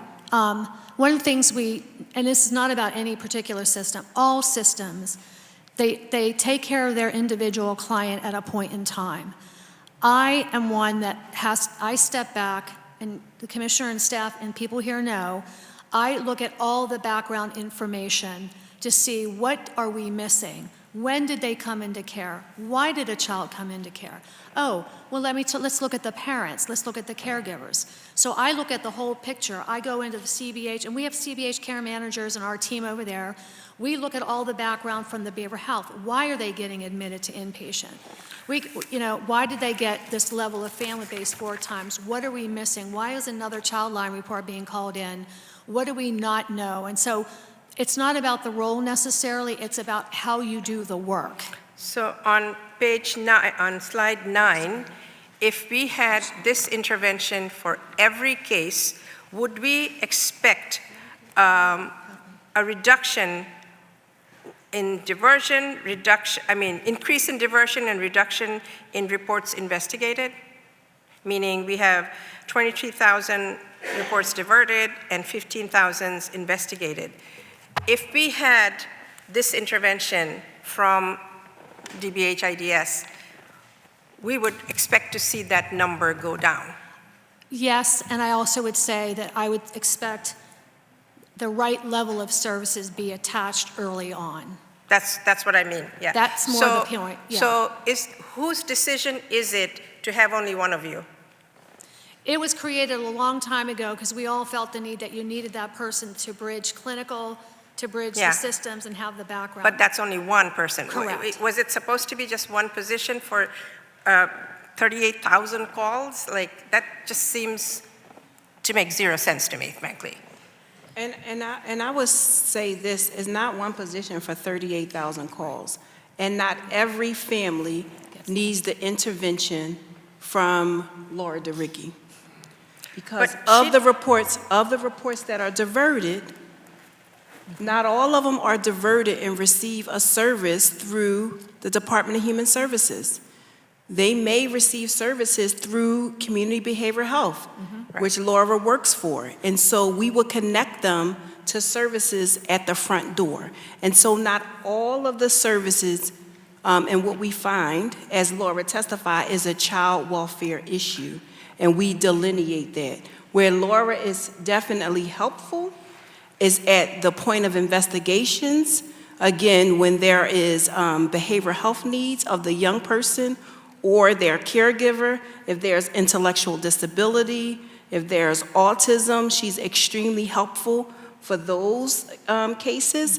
And then her ongoing consultation with the other CBH clinical care managers around families who are accepted for services, and of course for young people who are either in home receiving services or in placement. And so that's where it's helpful. So I'll push back and say it seems it would be useful to have you from the start, meaning to be a team from the assessment, early on assessment going forward. And you might have to ramp up the services from DBH IDS or CBH later in the cascade, but to have you there serves multiple purposes. And it seems like the deficiency of not having full sort of compendium of things to address the initial engagement we could reduce cost, we could reduce a lot of things having front-end work done. So I know I don't want to belabor this point. Do you have any questions for Laura? No, again, I want to thank you. I've known you for many years. Thank you for the work you Yes. do as well. But it is kind of fascinating, as we have been digging into the budget, 2 of us only for a year and a half, how much it's so obvious that the more money we put at the front end of all Philadelphia families who are in need reduces the cost, the risk, the harm, and the trauma on the other end. So we'll continue to work on this and with you guys as partners. Thank you. Thank you. We didn't even delve into much of foster care. We have a witness to talk about that. that's a whole other ball of wax, aging out children, how early on they get their services. We know their age. We know when they're going to age out. Could you describe very briefly when that support starts for them to be ready to actually age out and to live independently? So our older youth or our transitional planning starts with young people at the age of 14. As you can imagine, a 14-year-old may not be as serious in terms of what does that look like with leaving the house and being self-sufficient as you have a 16-year-old or a 17-year-old. But in terms of the planning for older youth, it starts at the age of 14. Young people at the age of 14 also can participate in our Achieving Independence Center, which does all of our life skills for young people. So you're talking about employment for young people. You talk about addressing their physical health, as well, their behavioral health, helping them navigate college applications and job applications. That is our Achieving Independence Center. And young people 14 years of age or older can go to that site-based service, and we also offer virtual sessions as well. So that the 14-year-old who starts with these services, it is continuous with, those services are continuous, maybe changing in nature a little bit as they age to the point of leaving the foster care. Yes, and then at the age of 18, young people can make the decision whether they want to remain in placement with the department or if they want to exit the department. And so we track every young person who exits the department once they are 18 years of age or older. And what does that tracking show you about their success post-18 and leaving your care? Yes, and so we do track that because we recognize that young people need additional support. And so our data around older youth has certainly improved over the past few years. To give you a sense, when we say that young people are aging out, what that means that the young person did not reunify, did not achieve adoption, or did not achieve permanency. And so when I look at my numbers from the 2020 to 2021 fiscal year, there was 310 young people who aged out of the child welfare system. Our most recent data from 2024-2025 is 178 young people.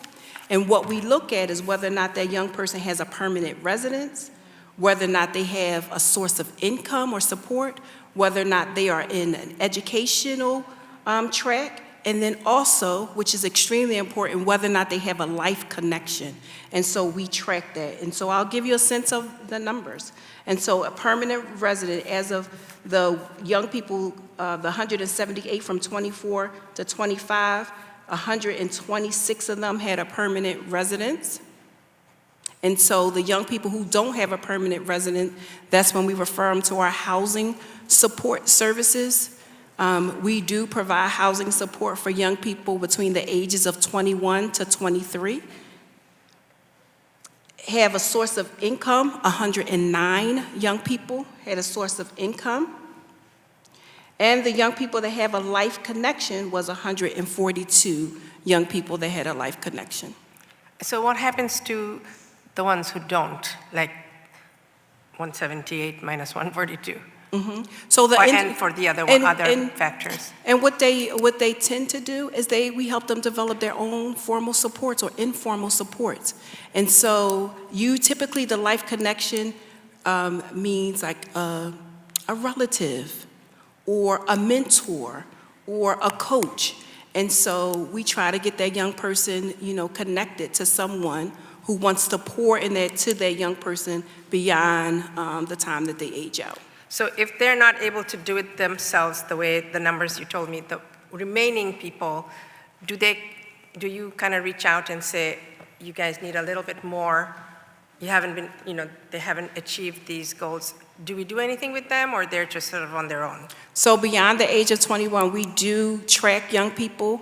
It's called NYTD, the National Youth Transitional Database, I believe it stands for. So we do track the young people, and we reach back out Sometimes we are successful with connecting with the young people once they exit the system, and sometimes not. However, why it's important to make sure in particular that the young people are connected with housing supports, and preferably housing supports that are offered through the Department of Human Services, is because there's a case management component. And so the case manager will continue to provide services to that young person even beyond the age of 21. Because this is where that sort of the discretionary fund could be really useful. Absolutely. And so I wonder if that is deployed for this population when they need just a little boost to make their rent or things of that nature. Absolutely, and so we cover the cost up until the age of 21 in the formal child welfare system. From 21 to age 23, we do have additional dollars with the support of council that is all general funds so that we can provide rental assistance for young people up until the age of 23. And it also, again, has a case management component. And so they have a case manager who will walk alongside them as well while they're in their housing. I think for children, stop calling them children aging out, who have had no family to support them and didn't land up in one, it behooves us to continue to support them till they're really on their feet. And if we could formalize this a little bit more so we have data to see who needs it and who doesn't, and what worked so that we can have less we need to support, that could be very useful for us because it's not a massive number of people we could follow and track. So for further conversation. There are no other? No, thank you. Yeah, I want to thank you so much for all these detailed questions that you answered. Sorry, we really wanted to spend more time with DBH IDS, but I assure you we will be following up, even though it won't be in a formal public hearing. I thank you all, and Thank you. I would like the clerk to please call the next panel to testify on the resolution. Orlethea Hamilton Waring, Heather LaRocca, and Kaishire Brown.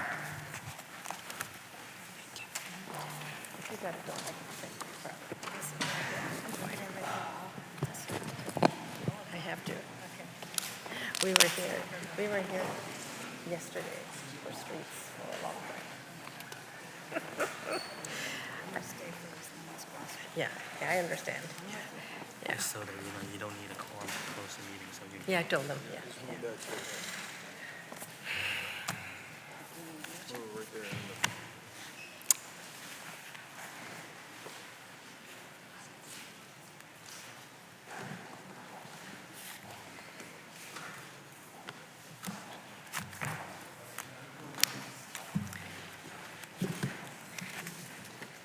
Thank you all for your patience, but it was important we get as much detail as possible, so bear with us. Please state your name and proceed with your testimony, and we can start from your end over to the other end. Yes. Hello, my name is Orlethea Hamilton Waring. Thank you for allowing me to speak today. In 2002, my life changed forever. My husband was accused of unthinkable, hurting our 16-year-old daughter, but the accusations didn't come from her. It came from someone I trusted for 7 years, my therapist, who already had conflict with my husband, and from that moment on, our nightmare began. DHS was called. Suddenly, everything I said was twisted to fit their narrative. The more I insisted my husband was innocent, the more I was threatened. I was told my daughter could be taken away and that I could go to jail for not protecting her. At meetings, I was yelled at, belittled, and disrespected. One statement still echoes in my mind. A worker looked at me in front of my daughter and said, "I can't believe he had a whole grown woman but instead wanted to mess with a child." I thought DHS was supposed to help families, not tear them apart. Meanwhile, my daughter was misled into thinking she was getting a new house until DHS discovered she had type 1 diabetes Then the supervisor coldly said, "Well, we have to rethink this." The accusations forced my husband to resign from the school district where he worked for 20 years. He was arrested and charged without a shred of evidence. I had never felt so alone until I began researching DHS and false accusations, and what I found was devastating. We were not alone.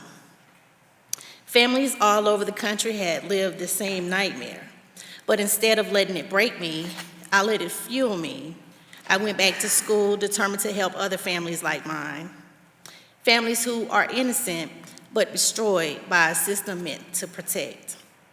In the end, my husband was found innocent of all charges, and along the way we learned something life-changing.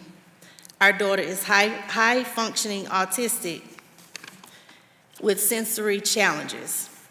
What was seen as a suspicious behavior was simply misunderstood neurodivergency, a tickle. Yes, all over a tickle. I know how it feels to be mislabeled, misunderstood and unheard. I've seen how it strips someone of their dignity. I also learned something powerful, that healing is a form of justice. And when people reclaim their voice, they don't just transform their own life, they transform their family, their community, and their future. Thank you. Thank you so much for sharing that. I know it must be painful to relive this all over again. We'll hear the rest of the testimony and then we'll come back with some questions. Please state your name and begin your testimony. Hi, everybody. My name is Kasser Brown, but for my biological female, I go by Kasser King. Thank you for giving me this chance to share my story. I am here today not only as someone who has lived through foster care system, but as someone who believes that change is possible when we truly listen to the voices of those who experienced it firsthand. I experienced foster care at a very young age after losing my parents. I was placed in an adopted home when I experienced severe abuse, starting at the age of 4 until I was 11. I was physically assaulted many times, including being hit in my head with a golf club at the age of 8, stabbed twice in my arm with a knife, being with wires, paint sticks, both eyes injured. I couldn't see. So yeah, after years of harm, I ran away and was homeless for 2 years, sleeping in abandoned houses and cars while still trying to attend school. At one point, I was taken to Belmont Hospital because the adopted family lied to the police officers and said that I was swinging knives around when I didn't. Later, I discovered I had been adopted, which added another layer of confusion and betrayal. Despite of losing my biological parents, what I needed most was safety, honesty, and adults who would believe and protect me. The system failing again. When I got older, the system failed me again. A judge aged me out of DHS care without my knowing, even though that it was clear I had nowhere safe to go. The decision made me homeless again. I wasn't placed in SIO until I was already 19, even though I was supposed to be placed in SIO at 16. By then, the damage was already done. So it's like I'm about to turn 21, and I still don't have everything organized because I was on my own for so long, and I'm at the risk of being homeless again. Not because I failed, because the system failed me. DHS should not be allowed kids in homes to let them grow and be attached, and then just kick them out at a certain age without no real preparation or support. DHS and SIO are supposed to keep kids safe and stable, not send them back to homelessness. If there's a way to extend care for older youth, we need to make it happen. It can be done if leaders, agencies, and communities listen to our voices and work together. Music became my lifeline. The way I found a voice and the reason to keep going. I survived the hardest years of my childhood and refused to be defined by them. The lesson for the system, I tell my story now so systems, foster parents, and city leaders understand how critical it is to prioritize safety, long-term stability, and trauma-informed care. Small acts of true care, consistent, compassionate adults who listen and act can change the course of a child's life.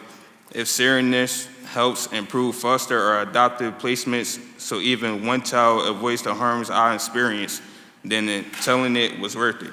Children in care are not broken. They are survivors with potential. They need safety, truth, and adults willing to see their light. I never chose the streets, and I never will, but I need the system to keep its promise so I don't have to face them again. Thank you for sharing, and thank you for your courage, your resilience, and your grit. We are deeply grateful to you for coming and sharing a difficult traumatics and reliving your traumatic story. We take this extremely seriously, which is why the questions in the last panel at the end was about how we support foster youth beyond when they've aged out at 21, but it seems like we have a lot of work to do all along the way, and I thank you for that. We'll come back to questions. We'll take Heather's testimony, and then we'll go back to questions. Thank you again. Thanks again for having me today. Hard to follow that, so I just want to applaud my two other panelists for sharing their story. It was really brave to be here, so just wanted to thank you both for that before I start. So yes, my name is Heather LaRocca. I'm the director of the Salvation Army's New Day to Stop Trafficking program. For around almost 20 years, I myself personally have worked in and around the child welfare system. I started as a children's case manager in a domestic violence shelter here in Philadelphia before the CUA system even existed, so I've been around for a bit. Thank you again, Councilmember Ahmad and others for having us and listening today. I think it's important just before I begin just to quickly define trafficking, which, especially for our youth here in Philadelphia, when I'm talking about trafficking, I'm talking about commercial sex under the age of 18. So kids who are exchanging sex for something of value, that is child abuse and considered trafficking both by our state and federal law. That also includes labor exploitation, so youth who are forced, tricked, or coerced into performing labor. We just had a recent case in north of the city on a mushroom farm with a 14 and 17-year-old who were forced to work. So this is happening here in Philadelphia and in our surrounding counties. And we also see a huge intersection, unfortunately, with kids who've had involvement in the child welfare system. And who've been trafficked. Studies show various percentages, but anywhere from 50 to 90% of those youth who've been trafficked were also involved in the child welfare system, and we see similar themes here in Philadelphia. The New Day to Stop Trafficking program has been doing this work since 2010, and we've been doing this work with vulnerable youth in our city. We now have comprehensive services that address human trafficking here in Philadelphia through housing, a drop-in in Kensington, case management, diversion services, a hotline, peer services, and last year we served over 1,300 survivors with these things. In 2019, we began a contract with DHS to provide human trafficking specific services to youth in our city. Our team since then has sat with many vulnerable youth offering hands-on case management and support. Last year we served over 100 individuals under the age of 25. And I say 25 because I am including those who've aged out as we've been talking about today. As a part of this contract, we're also youth specialists or youth victim specialists in something called RAP Court, which is a specialty court here in Philadelphia for those delinquent and dependent youth or dependent youth who've been trafficked or are at risk of trafficking. And it's a trauma-informed courtroom where the judge sits at the table and we try to have a comprehensive and trauma-informed response for the youth in that court. Last year there were 16 youth enrolled, which is not anywhere near the amount of youth who have been trafficked in the city. And many of the partners are here that are involved in that. Over the years, we've seen this crisis of trafficking grow and intensify. In the last few years, we served one of our youngest individuals at 11 years old, and we know that that's not even as young as it happens from hearing testimony from adults who were trafficked as kids. And the national move away from group homes, which is a trend across the state, across the nation, which we understand in a lot of ways, and also just the lack of resource families has really created a crisis of placement in our city, especially for youth who've been trafficked. The behaviors that are often in their files, the way that they're viewed, the things that they've done and the things that they've been involved with often bar them from or they're not often placed or have difficulty being placed in certain group homes and in resource homes or foster homes because they see their behaviors and they don't want them in their spaces. And that has been a real crisis. We have partnered with DHS, as I've said, to try to solve some of these crises. We all have heard of the DHS child care room and the lack of placement, especially for older youth. And we've partnered with DHS and have tried to do outreach in these spaces. To offer that support. We've also been in the Juvenile Justice Center and other youth shelters trying to do outreach, and we've seen DHS respond to these crises through things as moving all the girls from the DHS child care room to Carson Valley, which is a much more trauma-informed and open space. We've also seen DHS try to alleviate some of this crisis through creating an RFP for community homes for trafficked youth. They have 4 beds and soon to be 12, but we know that that's not enough. We've seen a lot of this over the years, and a lot of the trafficking that we see doesn't fit what we see in Hollywood or what we hear on the news. It isn't the kidnapped blonde little girl who's thrown in the back of a van. Instead, studies show, and we have seen, that our Black and brown youth, in Philadelphia especially, are more quickly removed from homes. They're missing without attention paid to them, and more quickly criminalized for the behaviors that happen while they're being trafficked. I've sat in courtrooms where 14-year-olds who are trafficked are charged with crimes that occurred while under the control of their adult trafficker. I've seen kids charged with robbery that occurred of a sex buyer. I've seen kids try to escape in a car that was of a sex buyer and crash it and get charged with car theft. And I've seen different fights at group homes that these kids have had that ends up with charges. Our RAP court system and our other partners here have tried to respond to these concerns. But again, 16 kids enrolled in RAP court isn't enough to really address that issue. And we have kids sitting in delinquent places who really have dependent issues, and there just isn't enough places to put them. So we've seen trafficking in all these forms. We've seen the 14-year-old runaway who's picked up by adults. We've seen the generational effects now. We've worked with kids that are in RAP court and then their mom who is at our drop-in center and seen that generational effect. And we've seen those kids that we're talking about then end up on the streets of Kensington with homelessness, substance use, and continued victimization. So again, thanks for having us here today. We want to partner with DHS, with law enforcement, with our city systems to highlight and change this trajectory. We don't want to sit here again in 10 years saying the same thing that we said 10 years ago about trafficking in our city. We need a comprehensive citywide response to this issue. And I hope that everyone here is listening, that we can help to increase identification of trafficking and increase services for both youth and families. And we hope that we can take our the view and change how we see trafficked youth from seeing them as perpetrators to understanding them as victims to then seeing them as survivors and helping them thrive in our city. Thank you. Thank you very much for that testimony. As just for purposes for the audience here, my office is actually working on a separate track around human trafficking altogether to address that, and working with many different stakeholders. And Heather and the Salvation Army is one of those stakeholders. So thank you for coming here and showing us that intersection. We'll have some questions, but we'll go back to Orlethea and start with you. Oh, thank you again, and I'm sorry you had such a traumatic, really awful experience. I hope your daughter is doing well, and of course your husband. You're never going to forget this, clearly. I wanted to, if we were to go back in time and that therapist reported you, I don't know if you've been hearing all of the things that DHS and DBH-IDS said.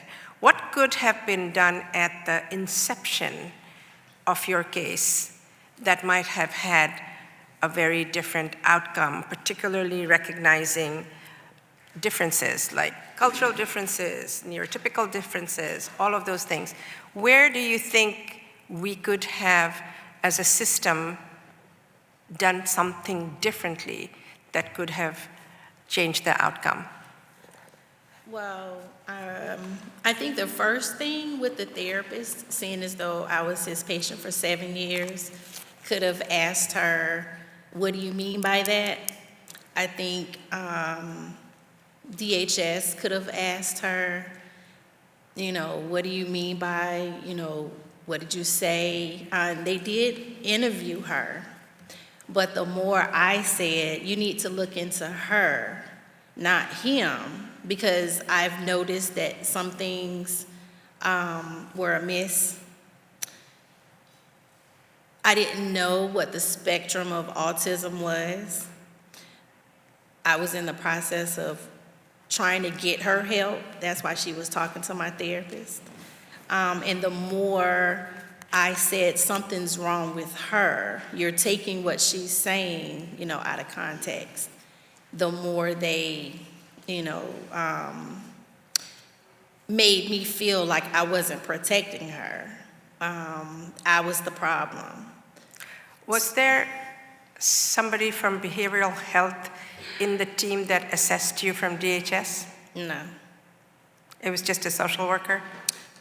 I don't even remember them telling me what their positions were. It was the DHS call.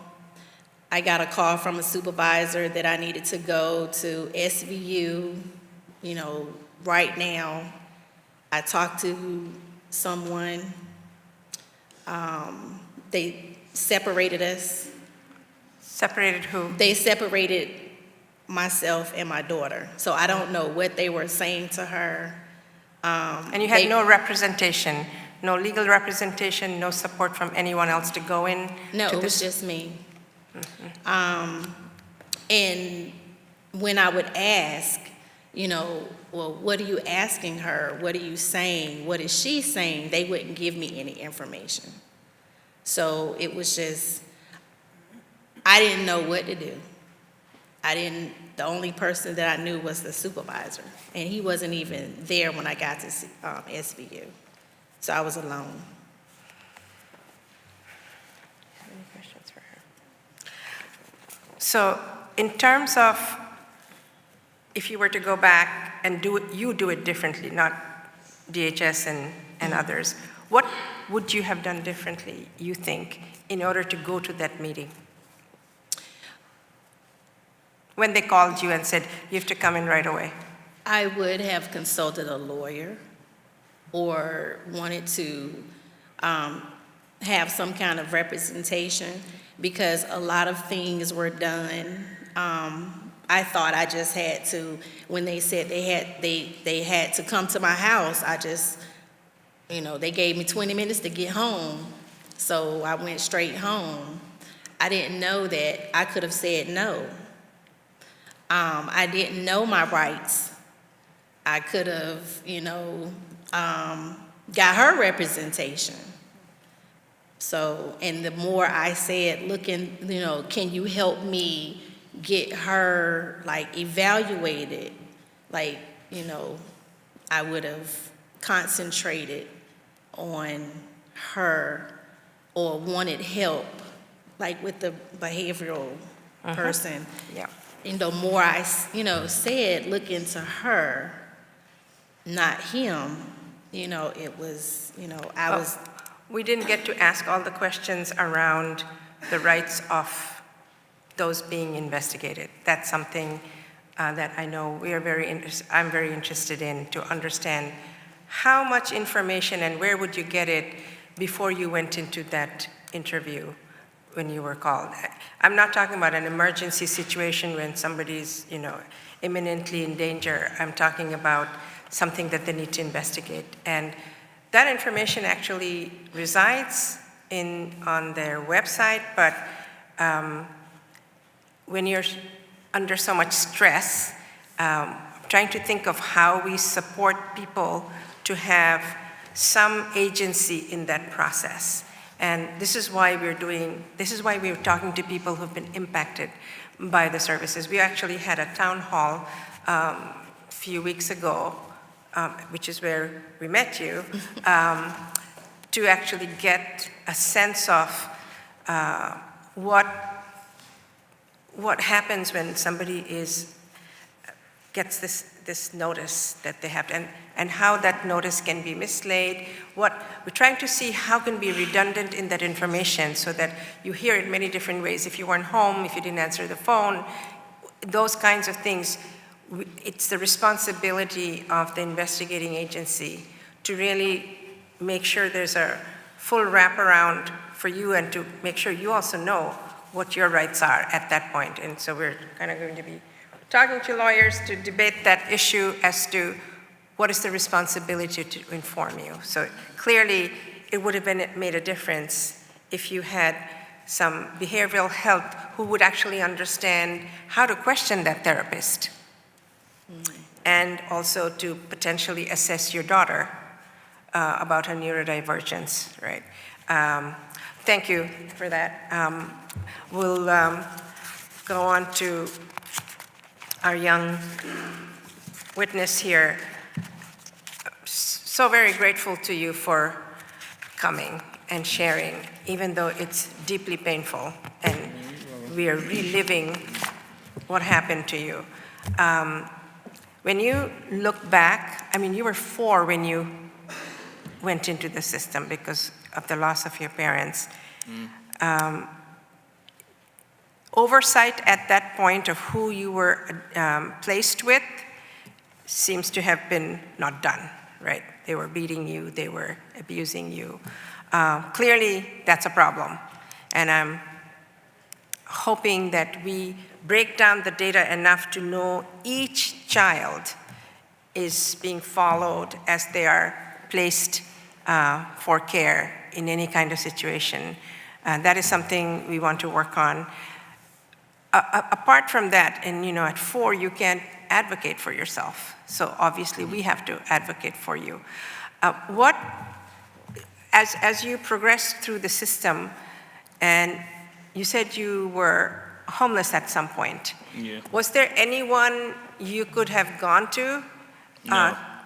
at that point? No. You had access to nobody who you Nobody. felt you could go to. Nobody. Along the path, had you talked to any behavioral health therapists in any of these placements, Well, of these? I tried to get DHS to come to the house at that point in time, but you know what DHS did? They sat there with the lady and laughed with her while I was sitting there with my eyes bruised up. They were just sitting there laughing. Laughing? So, yeah, just laughing with the parent. And I'm like, all right. So I just ran away, 'cause I ain't about to take that. So yeah, DHS failed me.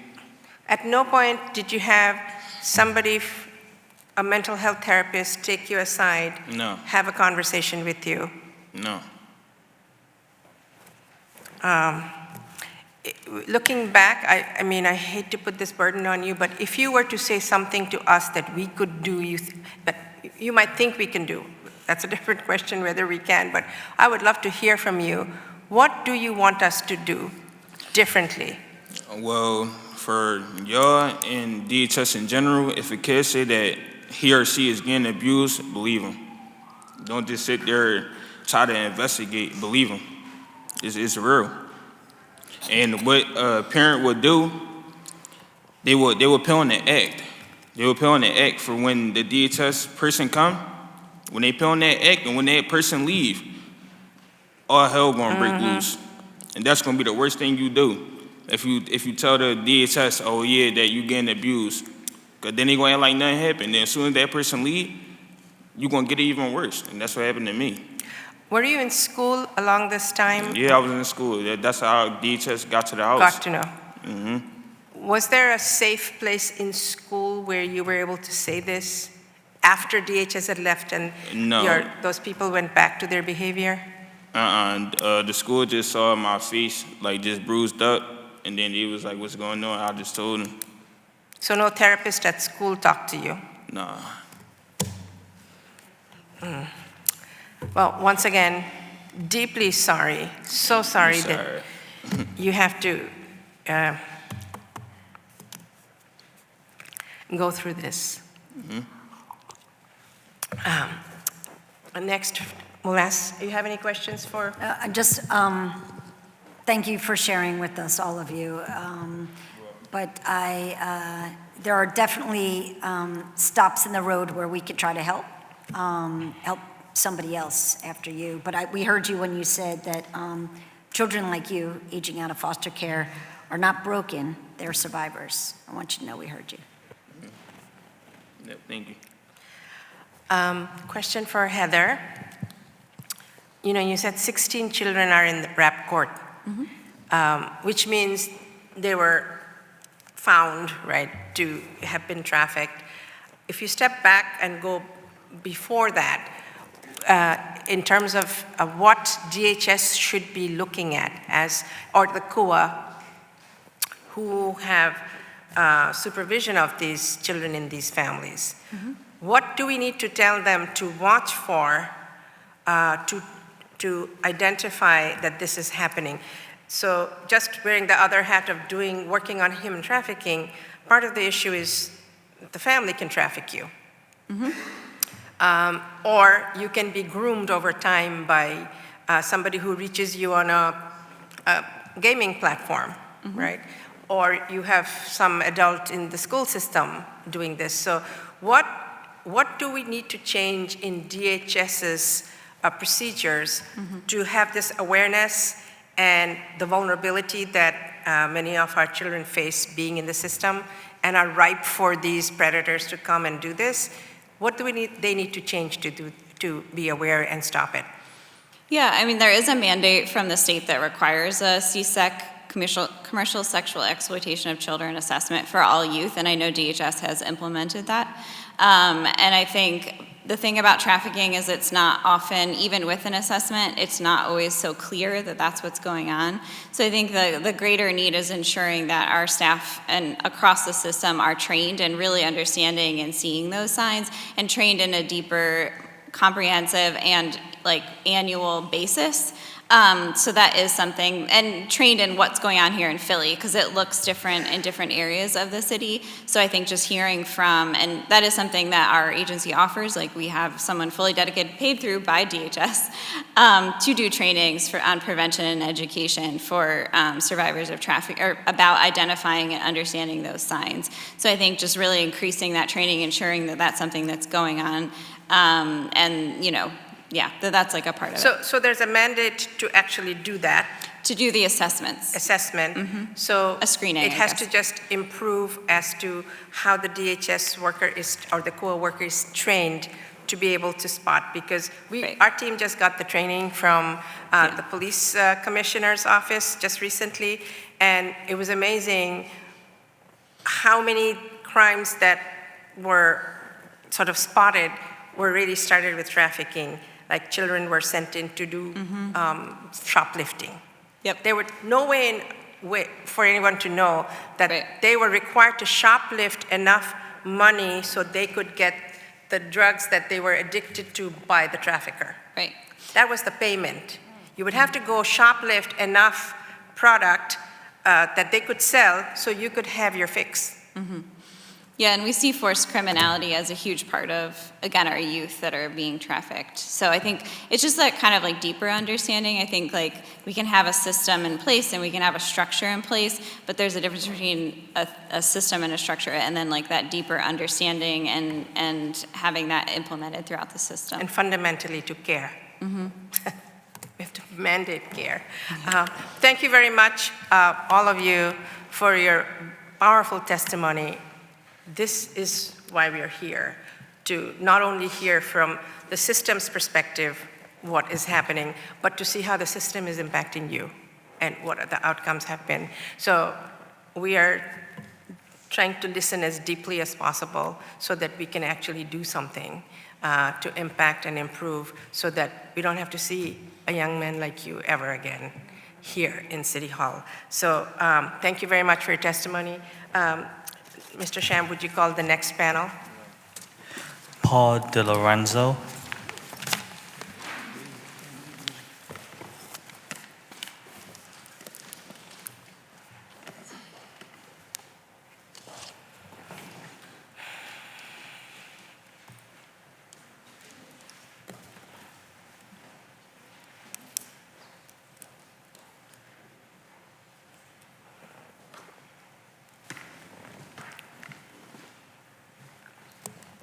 Good afternoon. Please state your name and begin your testimony. My name is Paul DiLorenzo. Thank you for inviting me here today. I'm a Philadelphia resident and I care deeply about these issues. I began my career as a caseworker in Philadelphia in 1976, probably before lots of people in this room were born. Since then, I've held various positions in government, nonprofit agencies, and philanthropy, both here and nationally. I'm a consultant for child welfare organizations around the country. I was the director of children's policy under Mayor John Street, and then I spent 13 years at Casey Family Programs, a national foundation that provides grant-funded consultation to agencies all over the country. More recently, I've been called on to serve as an expert witness in child welfare liability cases here in Philadelphia and in other jurisdictions as well. I also serve as a senior fellow for Child Welfare at League of America. In 1987, I, along with 11 other individuals, were appointed by then Secretary John F. White to review the circumstances under which 21 children who were known to DHS had died. Our work resulted in a report which concluded, simply put, the child welfare system in Philadelphia has broken down. I brought a copy of that report for you. Fortunately, those same circumstances do not exist today. That is, in large part because DHS has continued to evolve for the better. It has been progress, not perfection. The agency makes an effort to learn from its mistakes and adjust to external factors it cannot control. Since 1987, reports have been written, committees formed, council hearings held, and articles written about this city agency. So my most important cautionary note to City Council today, it's critical that you understand the history of these improvement efforts. Despite the heroic work being done by social workers every day and their leaders who are making a genuine effort to succeed, DHS and its CUA community umbrella agencies are in a precarious position, treading water and uncertain of how and when to take their next leap forward. Over the last several years, the city has lost scores of experienced providers and social workers. The lawsuits against the nonprofits continue to pile up, and the safety and well-being of many Philadelphian children is still precarious. While at Casey Family Programs, I worked in projects resembling the CUAs in many states. As a part of my Casey tenure, I was also on a team that provided technical assistance to Philadelphia DHS when they were putting together the CUA model. I'll say now what I said then. The model in Philadelphia, as it was designed, will not be sustainable over time because of 4 reasons.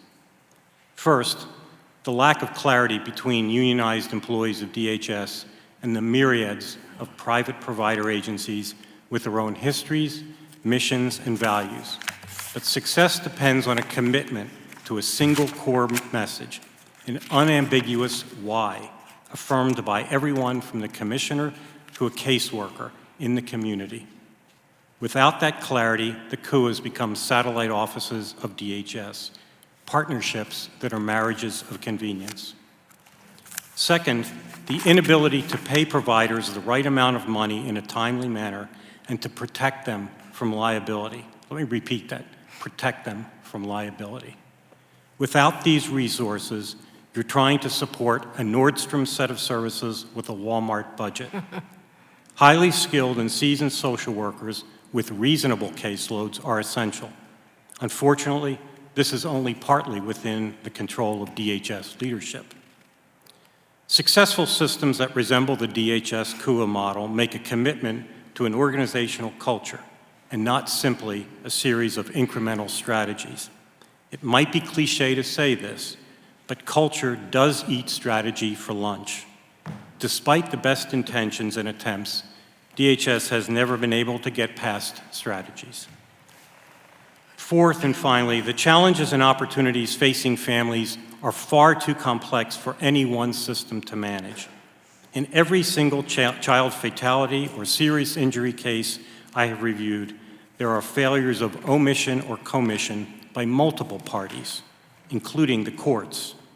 The city needs a coherent family policy that encompasses child protection and family support, schools, housing, healthcare, behavioral health, and substance use resources. The current coordination is much better than it was in the past, but still not good enough because city government has no singular set of metrics for safety, health, and well-being of families. The data is clear that we need a comprehensive approach to supporting families because we have an increase in parental mental health issues, ongoing substance use disorders, persistent poverty, a shortage of affordable housing, and according to a recent study, an increase in social isolation among neighbors. The CUA needs to address those realities in a more proactive manner. It must be intentional, comprehensive, and collaborative.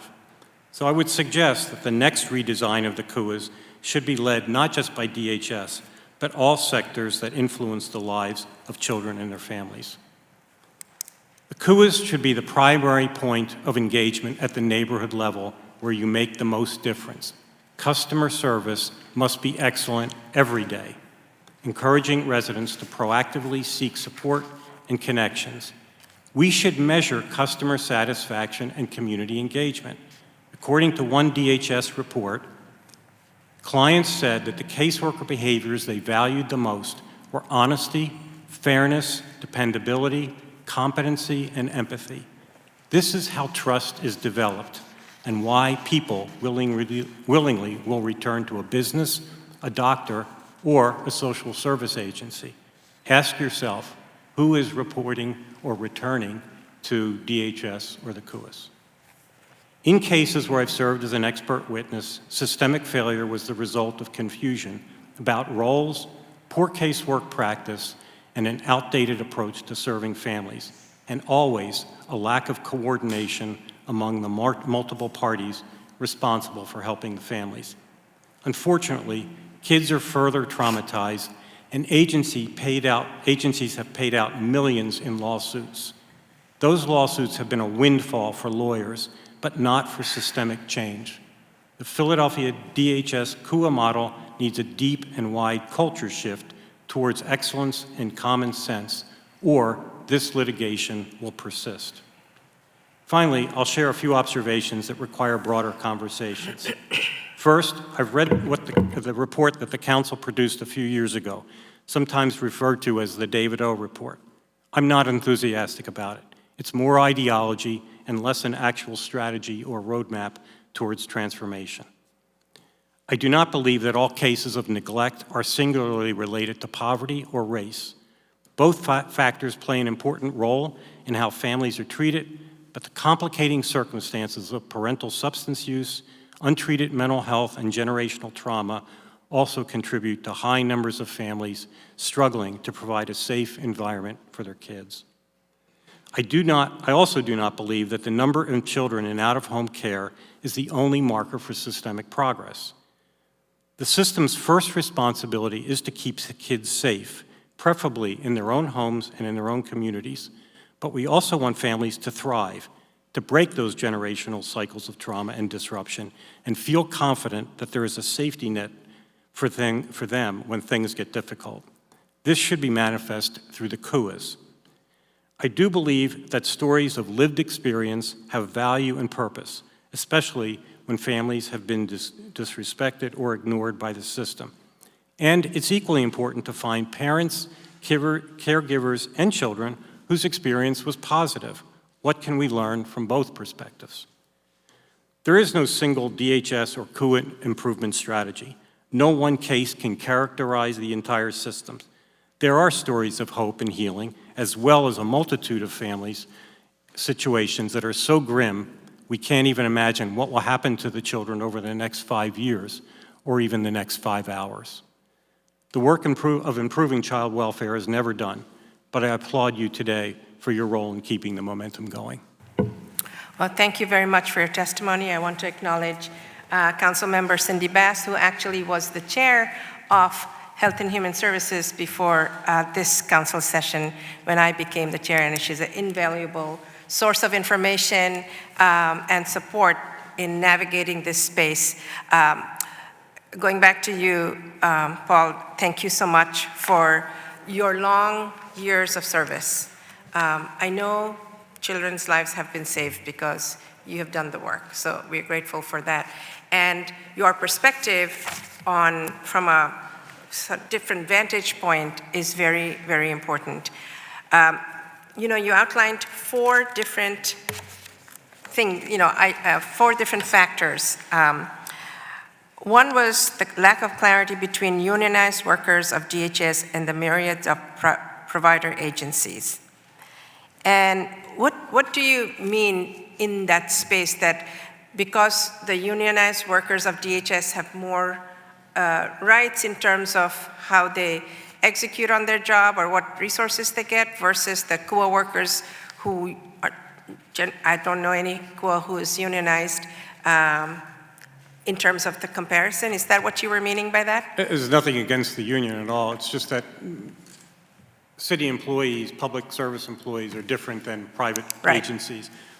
The one agency is a city agency as opposed to the private agencies, all of whom have their own missions and purpose and goals, boards of directors, history. And they come to the CUA experience in a different way than DHS does. But in the places where it has been this similar model, and no one has the same, there are similarities between this and other places, there is more clarity between what the public agency does, the role of the public agency, which is essentially to do intake, and then everything else that gets done by the community-based organization. So there really has to be a clear differentiation. And then I went on to say in my remarks also that it's not only a question of the clarity of roles, it's the consistency of mission and purpose throughout that system.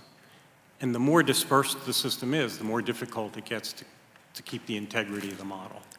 So, in your opinion, DHS sort of hands over the case to CUA, and they're supposed to have meetings and oversight. Is that where the CUAs could benefit from having a much more uniform oversight for all of our 10 CUAs, and also have, and each one is different because they're different communities and neighborhoods, and to have that nuance built into that oversight, so we know when we're looking at one community versus the other, what we need to look at and how we need to assess the CUA and support them from a DHS vantage point. Yeah, I've spent the last 20 years of my career working mostly in developing community-based family support agencies and programs similar to the CUA model here. And at that time, what I've seen is that those agencies that are successful is that the public agency allows those provider agencies to be all in. All in. That they're fully responsible for just about every function.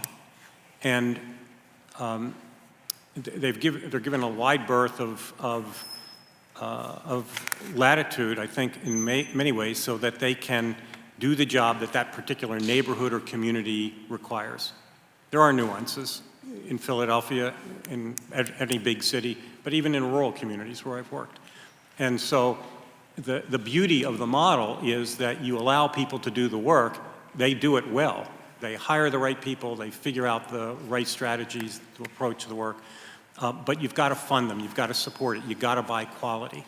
So it's the difference, let me just kind of give one metaphor. I'm probably the least mechanically inclined person in the world, so the thing I hate to do the most is to go to Lowe's or Home Depot, because what happens is I walk into there and I go to aisle 17 and there's no one there to help me.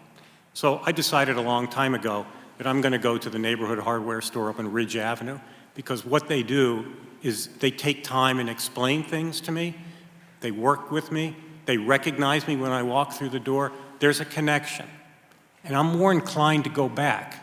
Right?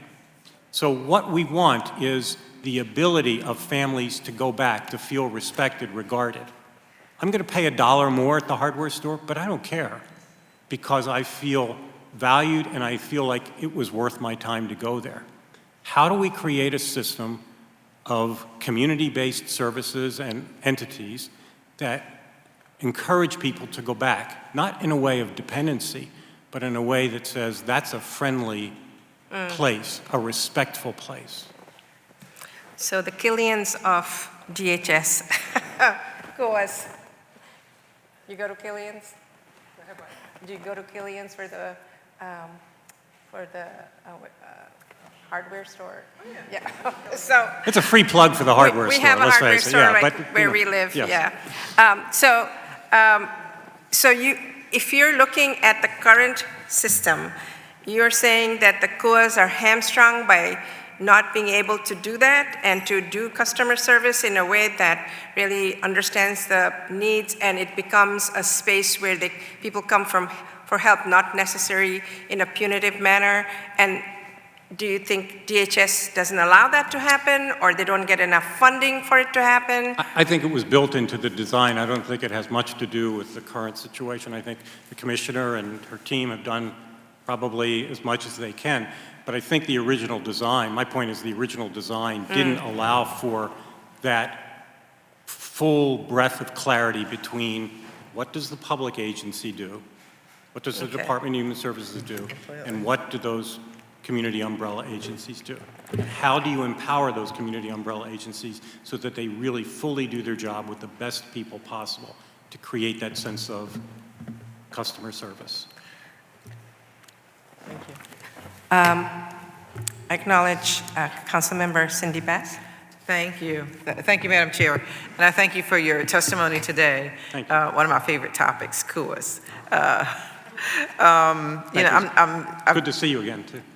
I'm sorry? It's good to see you again, too. Good to see you as well. I'm not a fan of COAS. I've made it pretty clear over the years. I think that, I remember the original, decision-making around the city going into the COAS system, which was that it was going to be a cost-cutting measure to, basically help DHS provide a better quality of care to its clients, and also sort of, in my opinion, privatize, which I just didn't think was a good idea for a number of reasons. And I just don't see how we could have thought that we could spend less and get more on such a vulnerable population. And, the then director of DHS, Anne Marie Ambrose, who thought, that this was a good idea, and who then, shortly after, bringing it in, left to take a job with the very foundation that, brought this to our doorsteps and then dumped it on us, in my opinion. So I think that, again, it was supposed to be cost-cutting. Clearly it was not. We have the same budget. Actually, we have a higher budget now, and that's not, taken into account for inflation. We have a higher budget because we have two, as you put it, dueling systems that, really don't have the clarity that's needed to say, COAS systems, this is what you do, and this is what all of you do, and this is how you should all operate under the same framework. And in my opinion, it's had disastrous results. I think DHS, and Kimberly Ali are doing a great job. I think that, we could absorb that work back into the DHS system. That would be my hope, is to bring it back, because I just think that having these sort of outliers have not been helpful. When we look at the DHS scorecard that's issued every year, it never ceases to amaze me the low scores that some of these providers get for, again, our most vulnerable population here in the city of Philadelphia, and that's our children and children who are in severe need and distress. So, it's still my hope that someday we'll be able to go back just to a DHS system and to, relieve ourselves of the COAs, because I just, I haven't seen it in their work, and I haven't seen it in the outcomes for our young people, and they're just too valuable for us to take a chance with any longer, in my opinion. I'll respectfully disagree and only say that if I had an opportunity to maybe show you some places that really do a good job at neighborhood and community-based care, you would see that there are opportunities to improve the system.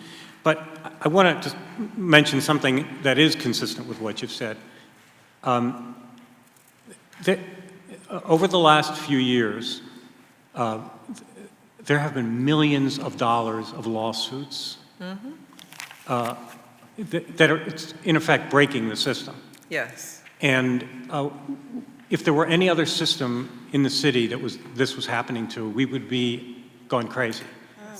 But there are nonprofit agencies in this city that have had dozens of lawsuits Yes. against them. Yes. It's a feeding ground for everybody. But at the end of the day, it's not clear that, and those lawsuits happen, because I've been involved as an expert in some of them. They're happening because the basics aren't getting done.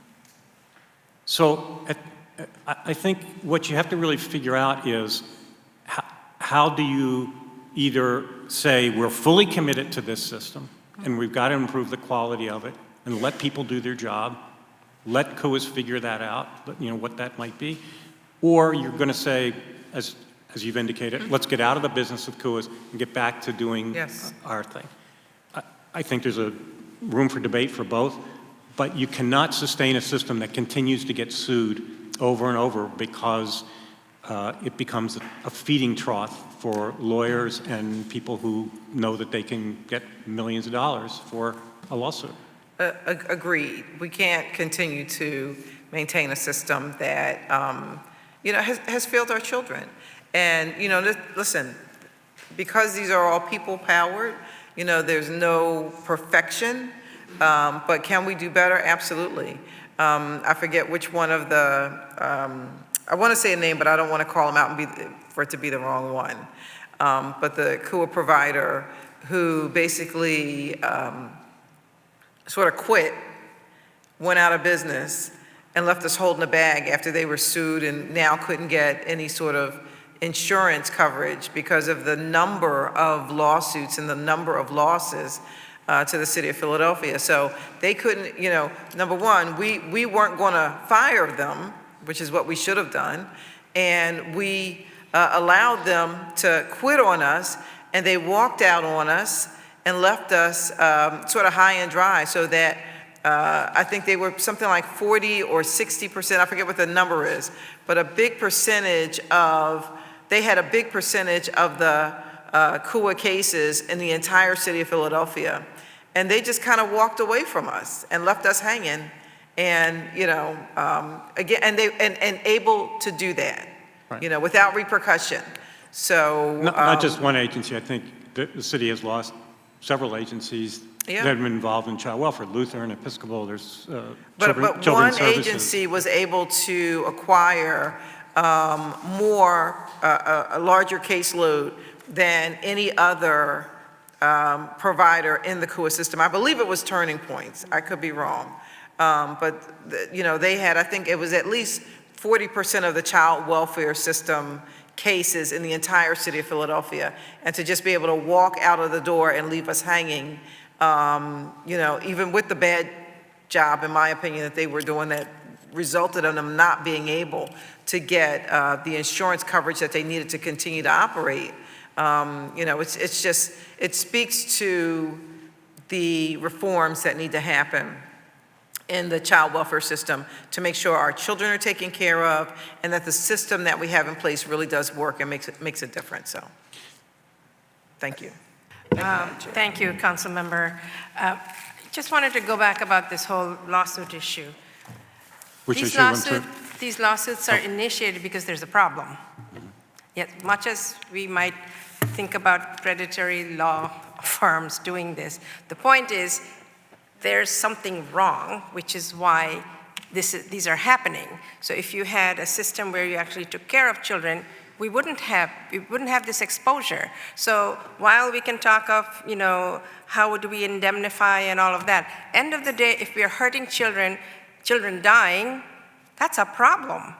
We cannot have a system in the city that is, whether it's the COA, DHS and COA, or just DHS, both of them have had fatalities, both of them have had severe issues that children have faced.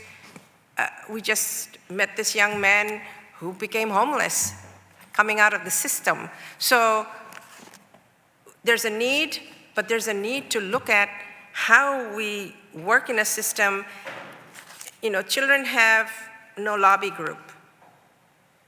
we are their lobby group here, and a lot of these organizations, advocacy groups, they don't vote. They don't have a voice, which is why we're seeing what Councilmember Bass referred to, that an agency could just walk away, leave us holding the bag. Anybody else who would be treated like this in our city, there would be people on the streets, there would be massive marches. I have not seen this city erupt when there's a child who died. That's on us. That is on all of us in this room for not standing up and shouting and screaming. How are we allowing even one child to be hurt in a system that's supposed to save them? It's not working.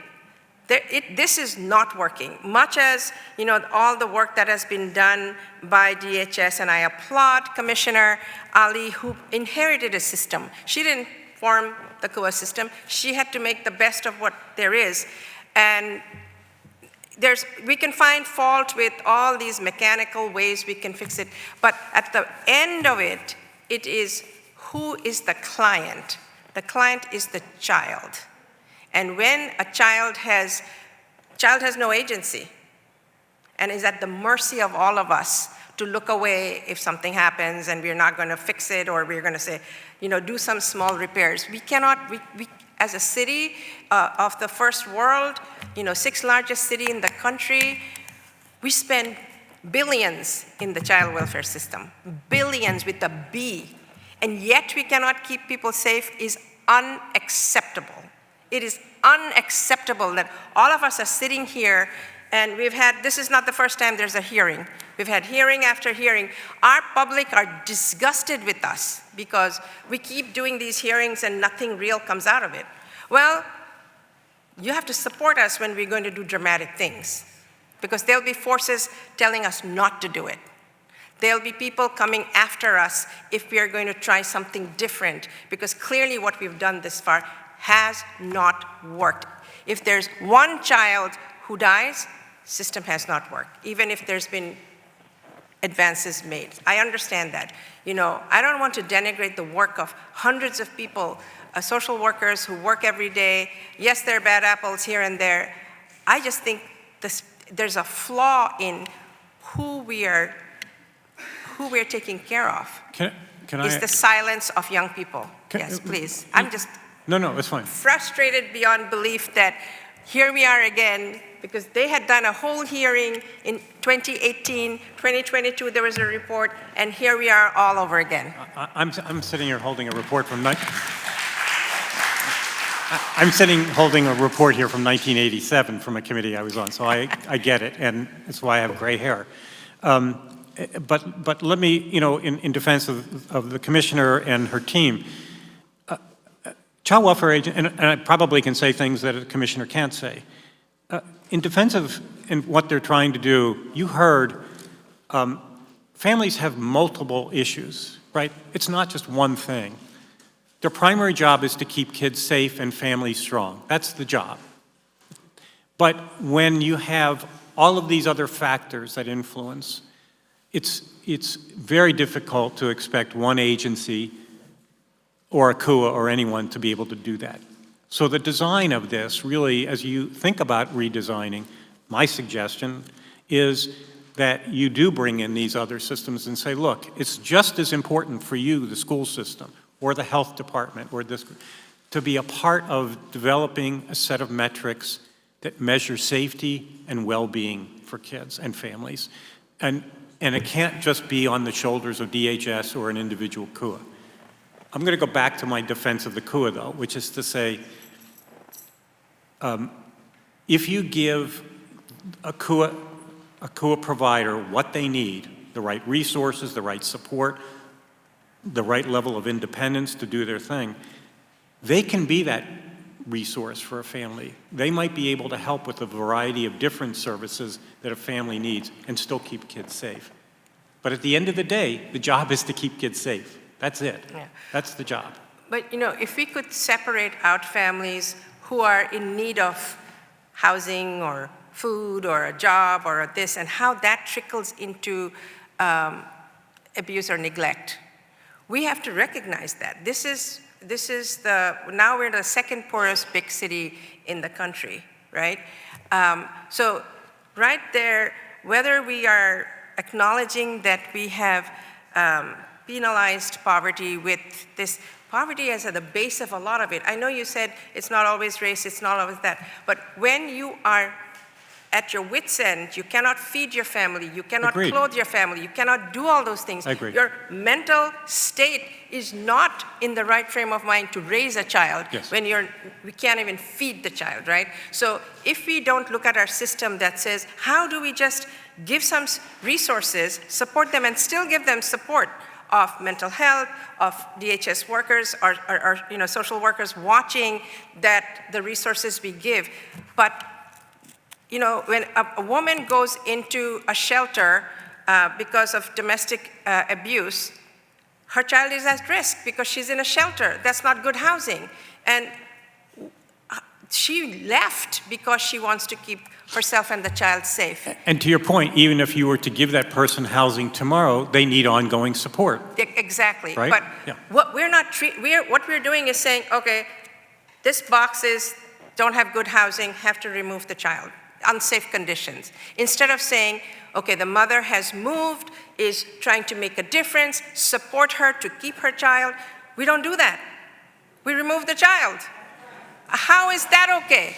How is that okay that all these systems we've talked about, we don't have the humanity to understand that we need to make these kinds of interventions. Right. We need to make sure if you see a child coming into school and first of all, we should have behavioral health in the school who can assess issues, which is why I asked that young man who was here before you, how was he tracked? They just saw a bruise on his face, but then they didn't do anything else, Yeah. right? So we have these things and then they're just left without continuing wraparound services. We have a traumatized Philadelphia. There's a segment of Philadelphia we have to acknowledge and accept is going to need a lot of help. Yes. In order to put us back on the right footing. Right. You need a system that is helpful and healing and Yeah. common sense. Large bureaucratic systems typically can't do that, but those community-based organizations, neighborhood-based organizations have a better feel for it. That's why I'm suggesting to think about, before you kind of have this idea of just getting rid of the coolers, think about how do you kind of reconfigure or redesign or do something that allows you to have that personal touch at the neighborhood level from people who understand to do that kind of work that you're talking about. Large bureaucracies have trouble doing that. Well, we have a Councilmember Rulanda who has a question for you. I'm sorry, I just have a clarifying question. If the parent and child does leave a domestic violence situation and goes to a shelter, do we take the child away? No, I think you're able to maintain living together in the shelter, the parent and child. Yeah. Okay, thank you. Yeah. But to the point, to the other point, I think, is even if you gave me a house tomorrow, I now am dealing with the trauma, the anxiety, the economic issues, all of the educational disruption issues for kids. It's a holistic issue. And one 23-year-old caseworker with a bachelor's degree is not going to be able to solve that. I'm sorry. That's the point. Yeah, well, thank you so much for your testimony, because what I'm hearing is we are missing that wraparound holistic service that we need, whether it's a COA system or it's a direct DHS, because we are mandated to have child welfare services. We can't just say we're going to do away with it. We have to have it.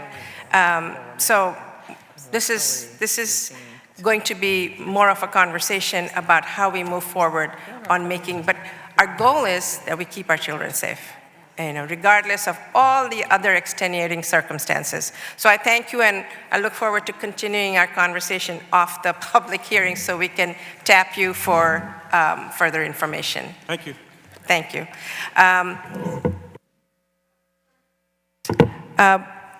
I think we go into public. We have no more panels, correct, Mr. Sham? No more panels. Okay. All right.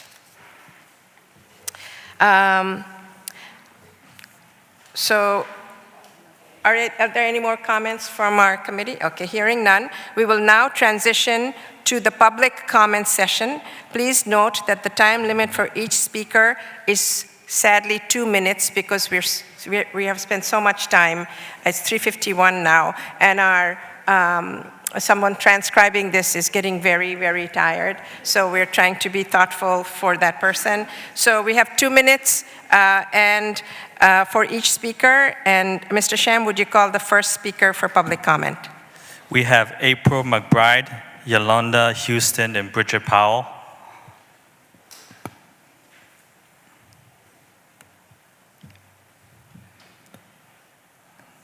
Okay, I guess we move on. Oh, they're coming. Okay.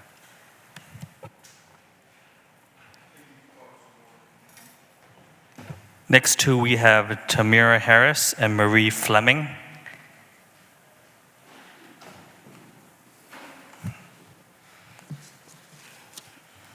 You want to call the next two? Oh, somebody's coming. Oh. Yeah. We have Carolyn Hill.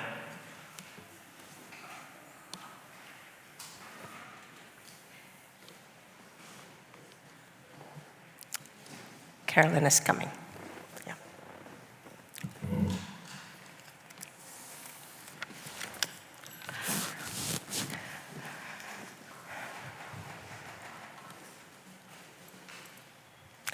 Please state your name and begin your testimony. Good afternoon. My name is Bridget Powell. I'm surely no stranger to this DHS sessions. I basically wanted to say, and I'm not going to go into my story, but we talked about the safety plans and how there's a need to revise them. I did meet with Kimberly Ali and Vanessa Garrett Harley, and how a lot of parents aren't aware of their rights with safety plans, and we definitely need to address that. I'm with Cindy Bash. I've endured CUA since 2016, and they've done nothing but ruin families, and I've done it from both sides. I've done it as an aunt, I've done it as a kinship parent, so I actually see the flaws in the CUA system.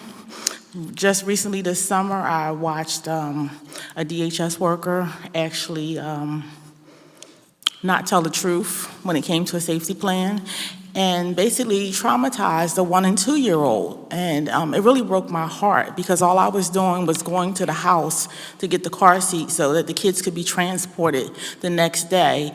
And as I was taking this child's car seat by them, they just dropped everything they had and they just hollered. And I wasn't even touching the child, but he knew that that car seat meant that he probably was going somewhere else. So the trauma that some of these children who really can't even talk endure is just unacceptable. And basically, this DHS worker, Tara Jones, removed these kids from a licensed foster care home instead of actually going out to see if these children were safe just for 24 hours because court was the very next day.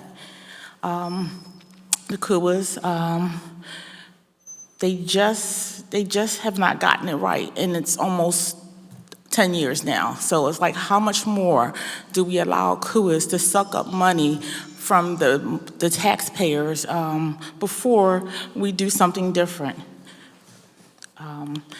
I've watched, and I wasn't here, but we talked about birth certificates, and a lot of these children who age out of the system, like you can ask a CUA worker to get a birth certificate for a child, and you would act like it was some kind of complex thing.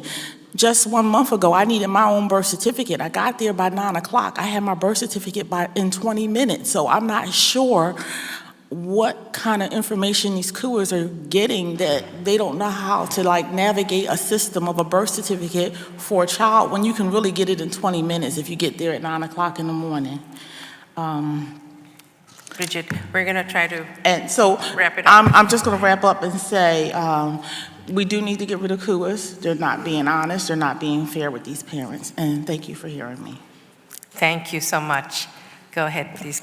Good afternoon, council members. My name is Dr. Tamir Harris, and I am the founder of Philly Faces, an organization dedicated to supporting families navigating the child welfare system.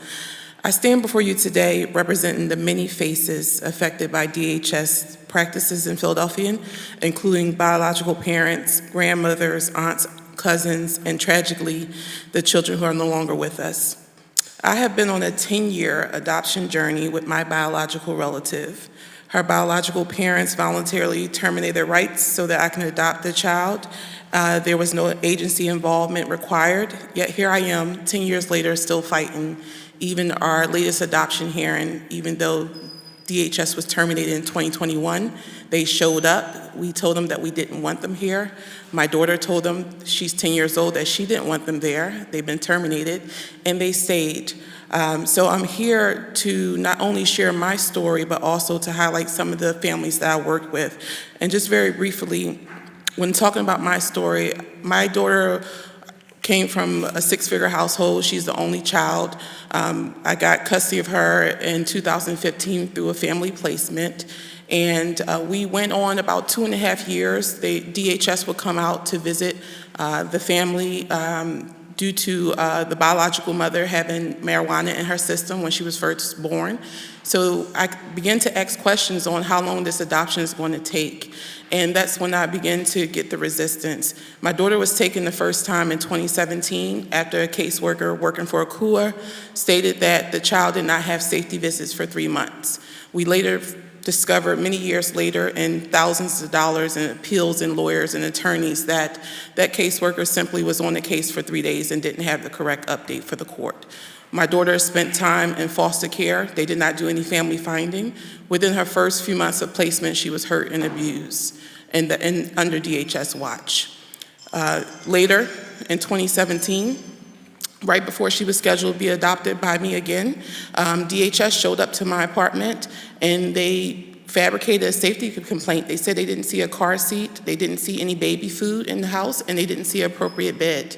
Well, again, this child had everything. She had her own room. She came from a household where myself, I have a PhD, an MBA.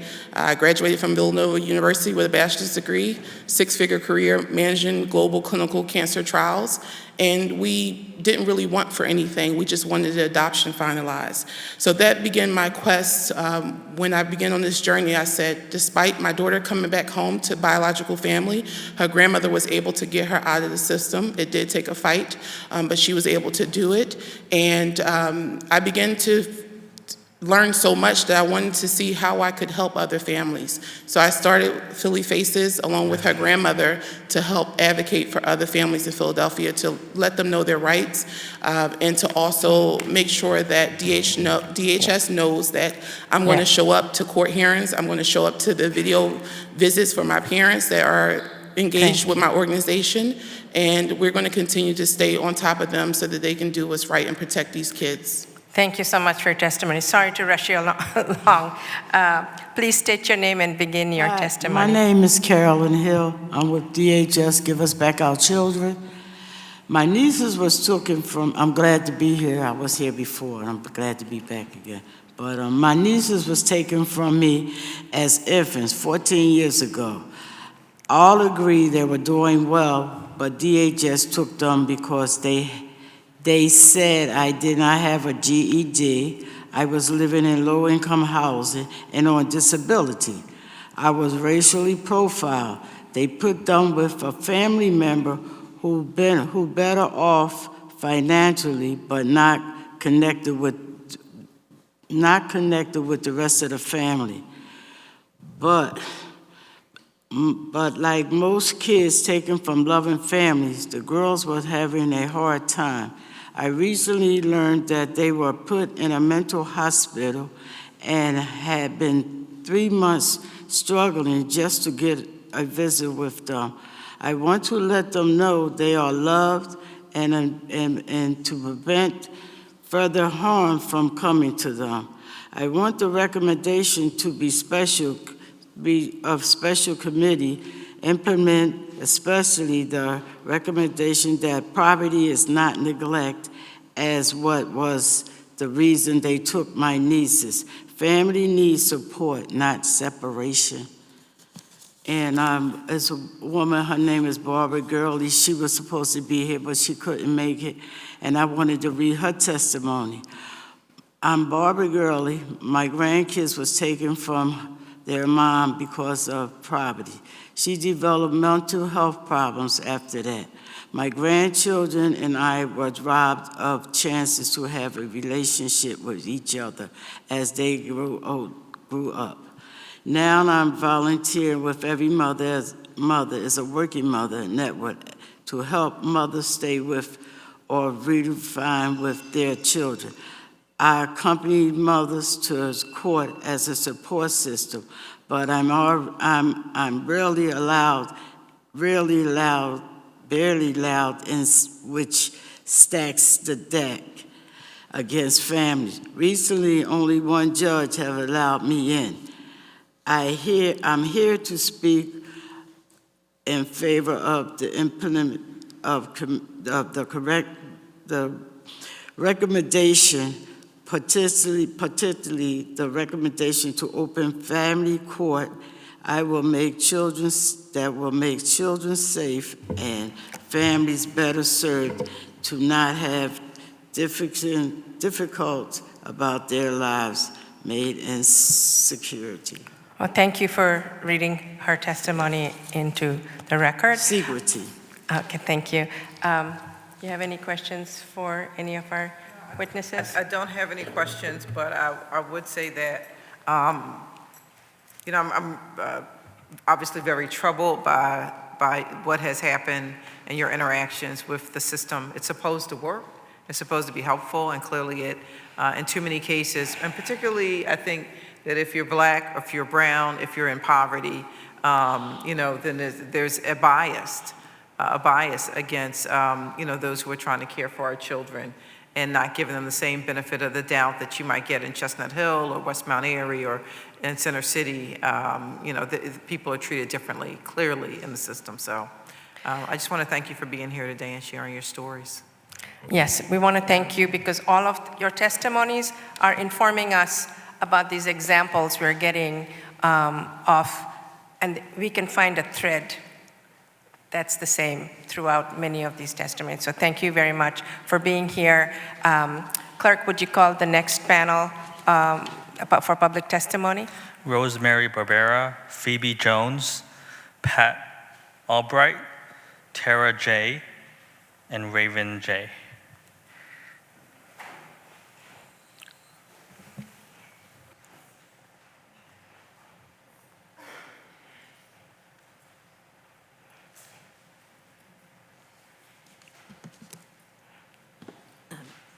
Anybody? Rosemary had to leave, but she left me her. Oh, okay, just one second. We have somebody else coming.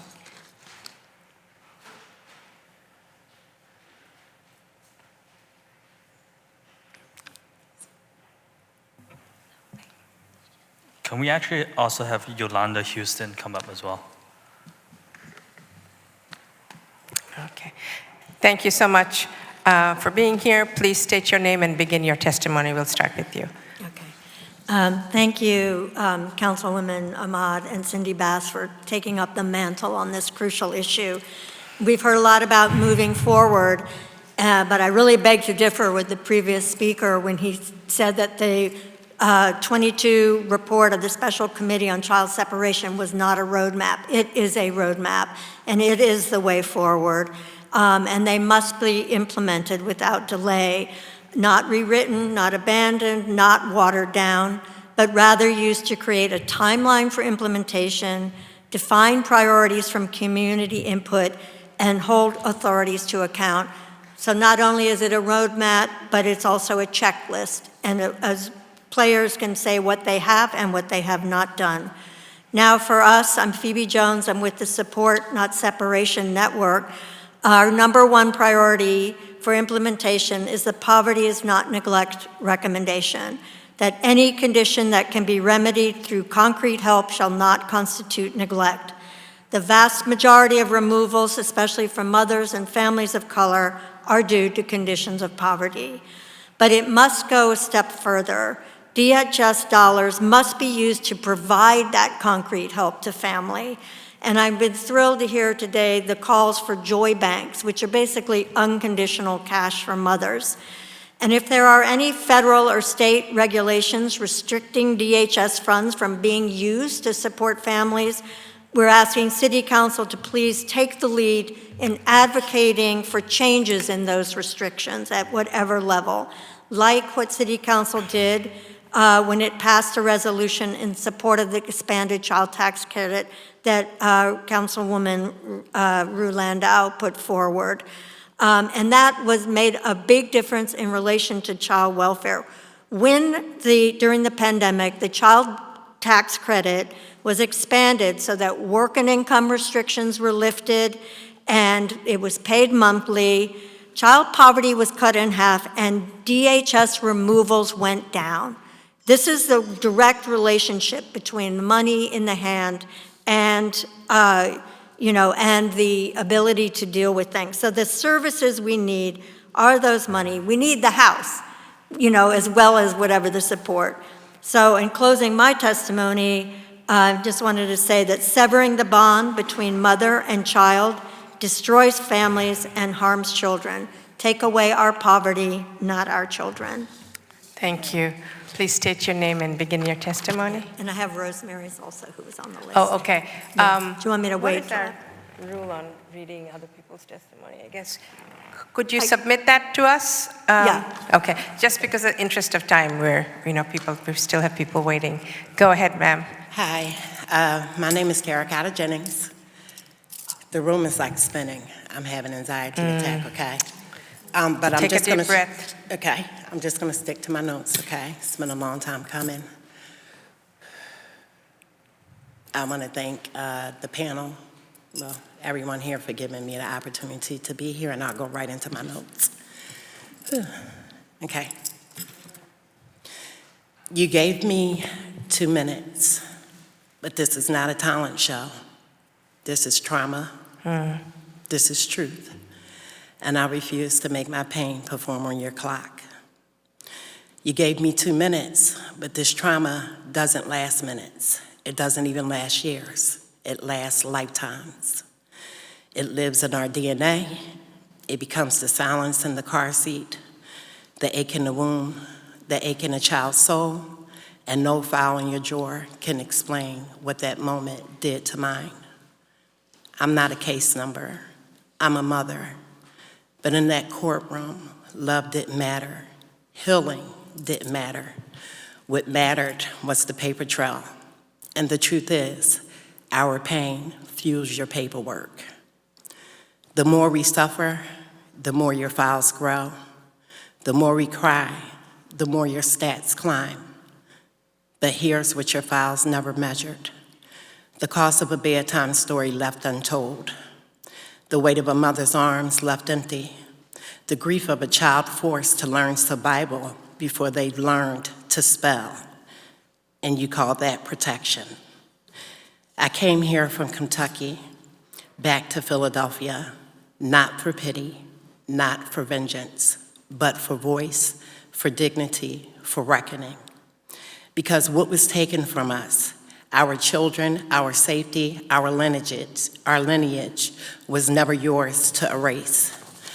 I don't come up here as just one woman. I come as generational legacy interrupted. I was raised by my grandparents in the city of Philadelphia, and the very era when DHS was tearing Black families apart at rates the world should have called genocide. In the 1980s and 90s, Philadelphia led the nation in child removals. Today, Black children are 65% of youth in foster care, though we are only 42% of the population. That is not coincidence. That is a system. And where did our children go? Their cries now echo through prison walls. Their trauma is locked in institutions, not just behind bars, but behind diagnosis, behind case plans, behind broken school systems, behind housing statistics, behind silence. They were funneled from family court to juvenile court to adult court. passed from desk to desk like a lost file no one wanted to claim, marked as troubled before they were even taught how to spell their names. When DHS came for my family, they didn't just take my children, they renamed them, replaced their story, rewrote their history. They broke the very bloodline my grandparents fought to protect. My wound carried legacy, and the system erased it like a typo on paper, as if my children were a clerical error to be corrected instead of souls to be protected. I wasn't a criminal. I didn't have a record. I wasn't abusive. I was just trying to heal, and instead of help, they gave me a caseworker. I am one of those statistics, but I'm also the exception because I didn't die in addiction. I didn't die in depression. I didn't die in their chains, but many of us do, and I'm not the only one. There are fathers, grandmothers, aunties, uncles, still fighting in silence, still grieving children who were legally kidnapped. Let's call it what it is, state-sanctioned child trafficking, labeled as unfit because we were too poor, too black, too honest, too human. You want to understand what trauma does? Let me take you there. Imagine baking a cake. You pour the batter into a pan, but the pan has a dent in it. No matter how sweet the batter is, the cake comes out with a dent. It still bakes. It might even rise, but the mark is there. That's what trauma does. It imprints, it shapes how we grow, it shows up in courtrooms, classrooms, and bedrooms. It gets handed down like a family recipe no one asked for. The child isn't broken, the system is the pan. And if the pain is denied, the outcome comes out damaged every time. So I'm almost done. So whether you call it progress or policy, if it's baked in racism and bias, it's coming out the same. You traded nooses for legal notices. You went from hanging us on trees to hanging our futures in hearings. From slave ships to court slips, from shackles to signatures. Different tools, same terror. Because you don't need literal chains when you got legal documents that bind people in place. You replace slavery's physical shackles with the binding power of paperwork. You don't need a whip when you have a courtroom. Now you use court orders, adoption papers, termination notices, signatures that destroy families with a pen. It's not rehabilitation. It's not justice. It's professionalized enslavement. You didn't stop the violence. You just did it quietly. But don't get it twisted. It's not just violence. It's murder. Murder to bloodlines, murder of identities, murders of futures, murders of names that were never supposed to be changed. And I came here to put that truth on record, and I will no longer be silent about it. We are not your case files. We are not your failures. We are your mirror, and your judgment is long overdue. You thought we'd die in your paperwork, but we rose from it. And now we're speaking, and we will not stop. Not until the system breaks beneath the weight of every stolen name we remember. So go ahead and cut the mic if you must. But by the time you do, truth will already be in the room, and you cannot escort truth out.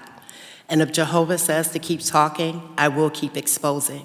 I will keep returning to Pharaoh to say, let my people go. I will keep pulling light up beside darkness. I will keep naming what you tried to bury. I will keep calling out what you claim you can't find.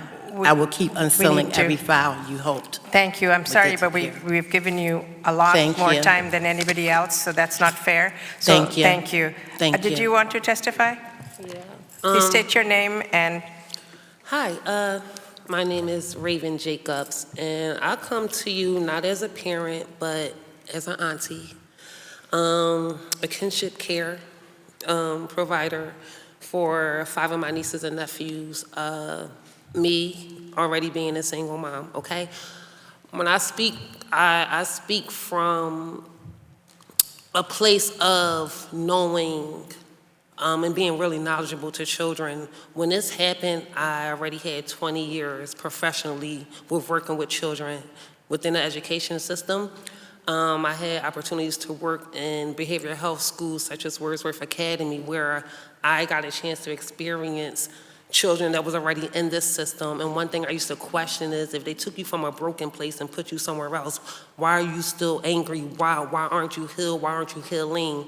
And then I got a chance to experience this with the children that I foster, which are my nieces and nephews, and I seen how the system just tears the lives apart. They say they helping parents and helping put children into a better situation, but the things that go on in the background, they uproot these children from their homes, from their family, from their loved ones, and no, they do not call family members that want to, try to help out the children, that ask for custody of the children, because it was done to my nieces and nephews. Biological parents had stepped up, aunts, uncles, babies. It was so many people from their family and friends circle that stepped in once these children was illegally removed from my care after 27 months. I got a chance to witness how I had 2 adolescents and 3 toddlers.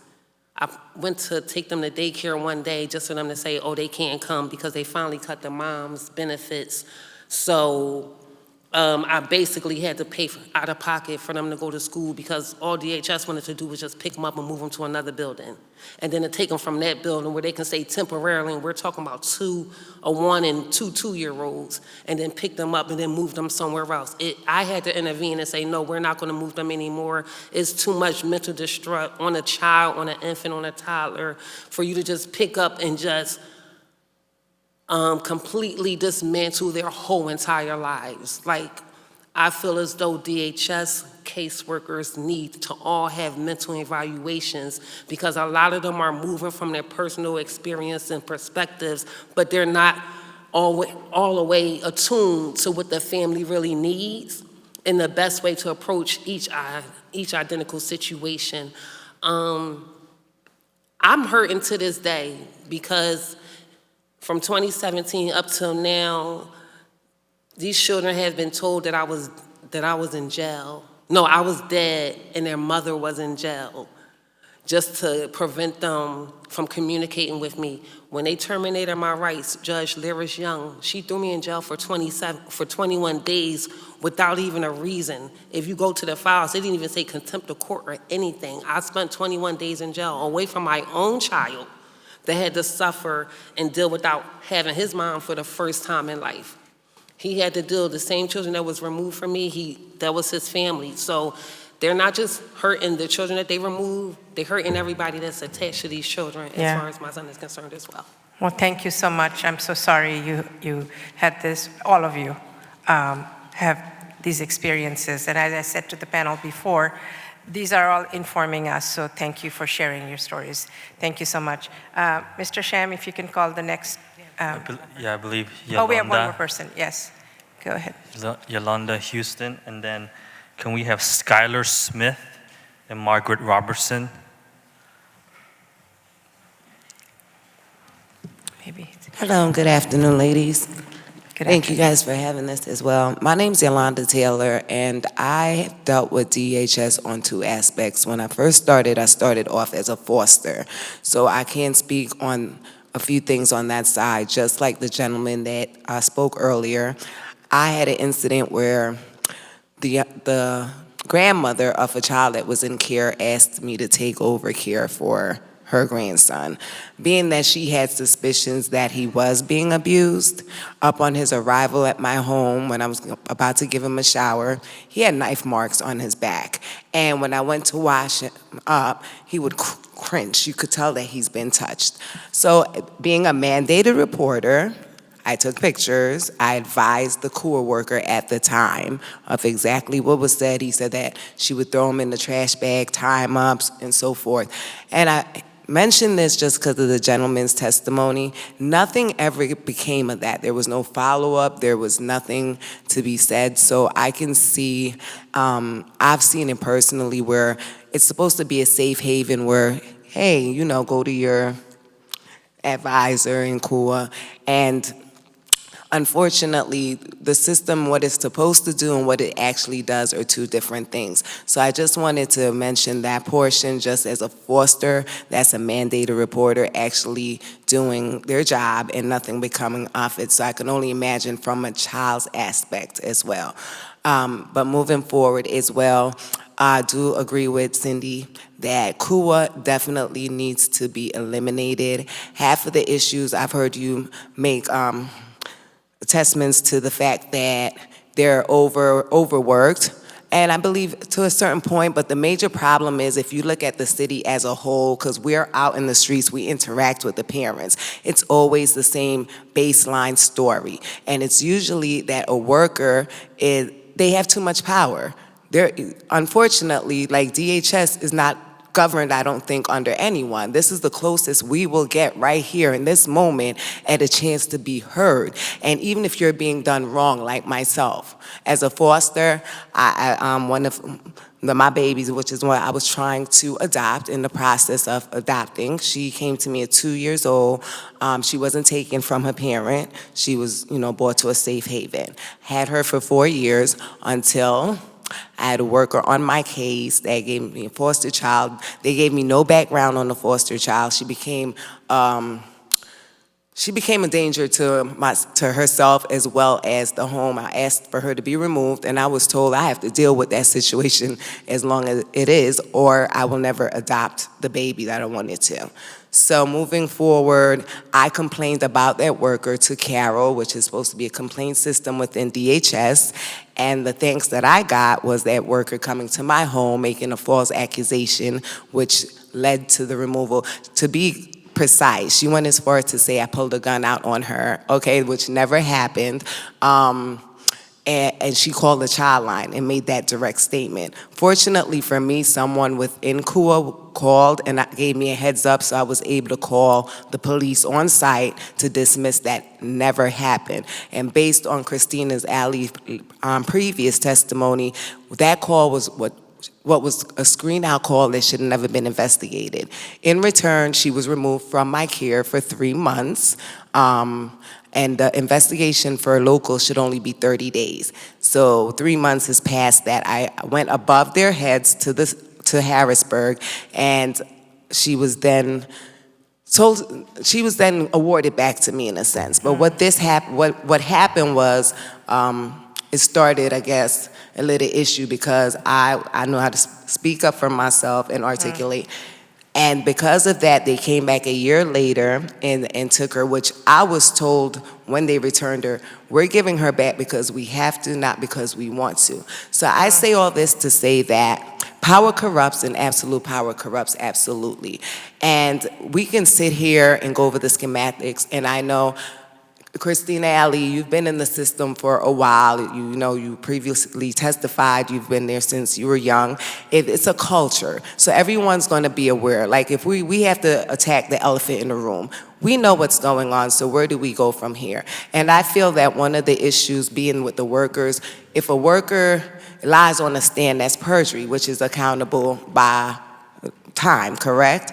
Why are we not holding them accountable? If a parent could come to you and say, listen, I could have lost my freedom, or I did lose my freedom based on a false testimony by a worker. So the person is now left with the trauma, and this worker is now able to continue and just keep going right back to what they're doing. So I know I got to wrap it up. So my suggestion, I feel that the workers themselves should be able to have to take out some kind of insurance, because that'll take the liability away from the city. And if they're taking out a personal insurance themselves, and I can hold them personally accountable for the foolishness that they do, I think that would be a way to minimize a lot of the issues that happen. Well, thank you so much for your testimony. Did you finally adopt?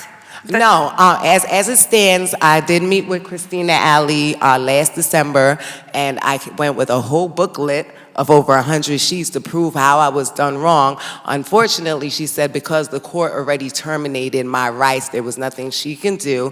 I further pursued it, and someone told the DHS to get in touch with me to make it right. How we left that is I needed proof of life for her, because when they took her the second time, the worker who said they saw her, because they kept calling me every month for that checkup, and I'm like, you know she's not in my care.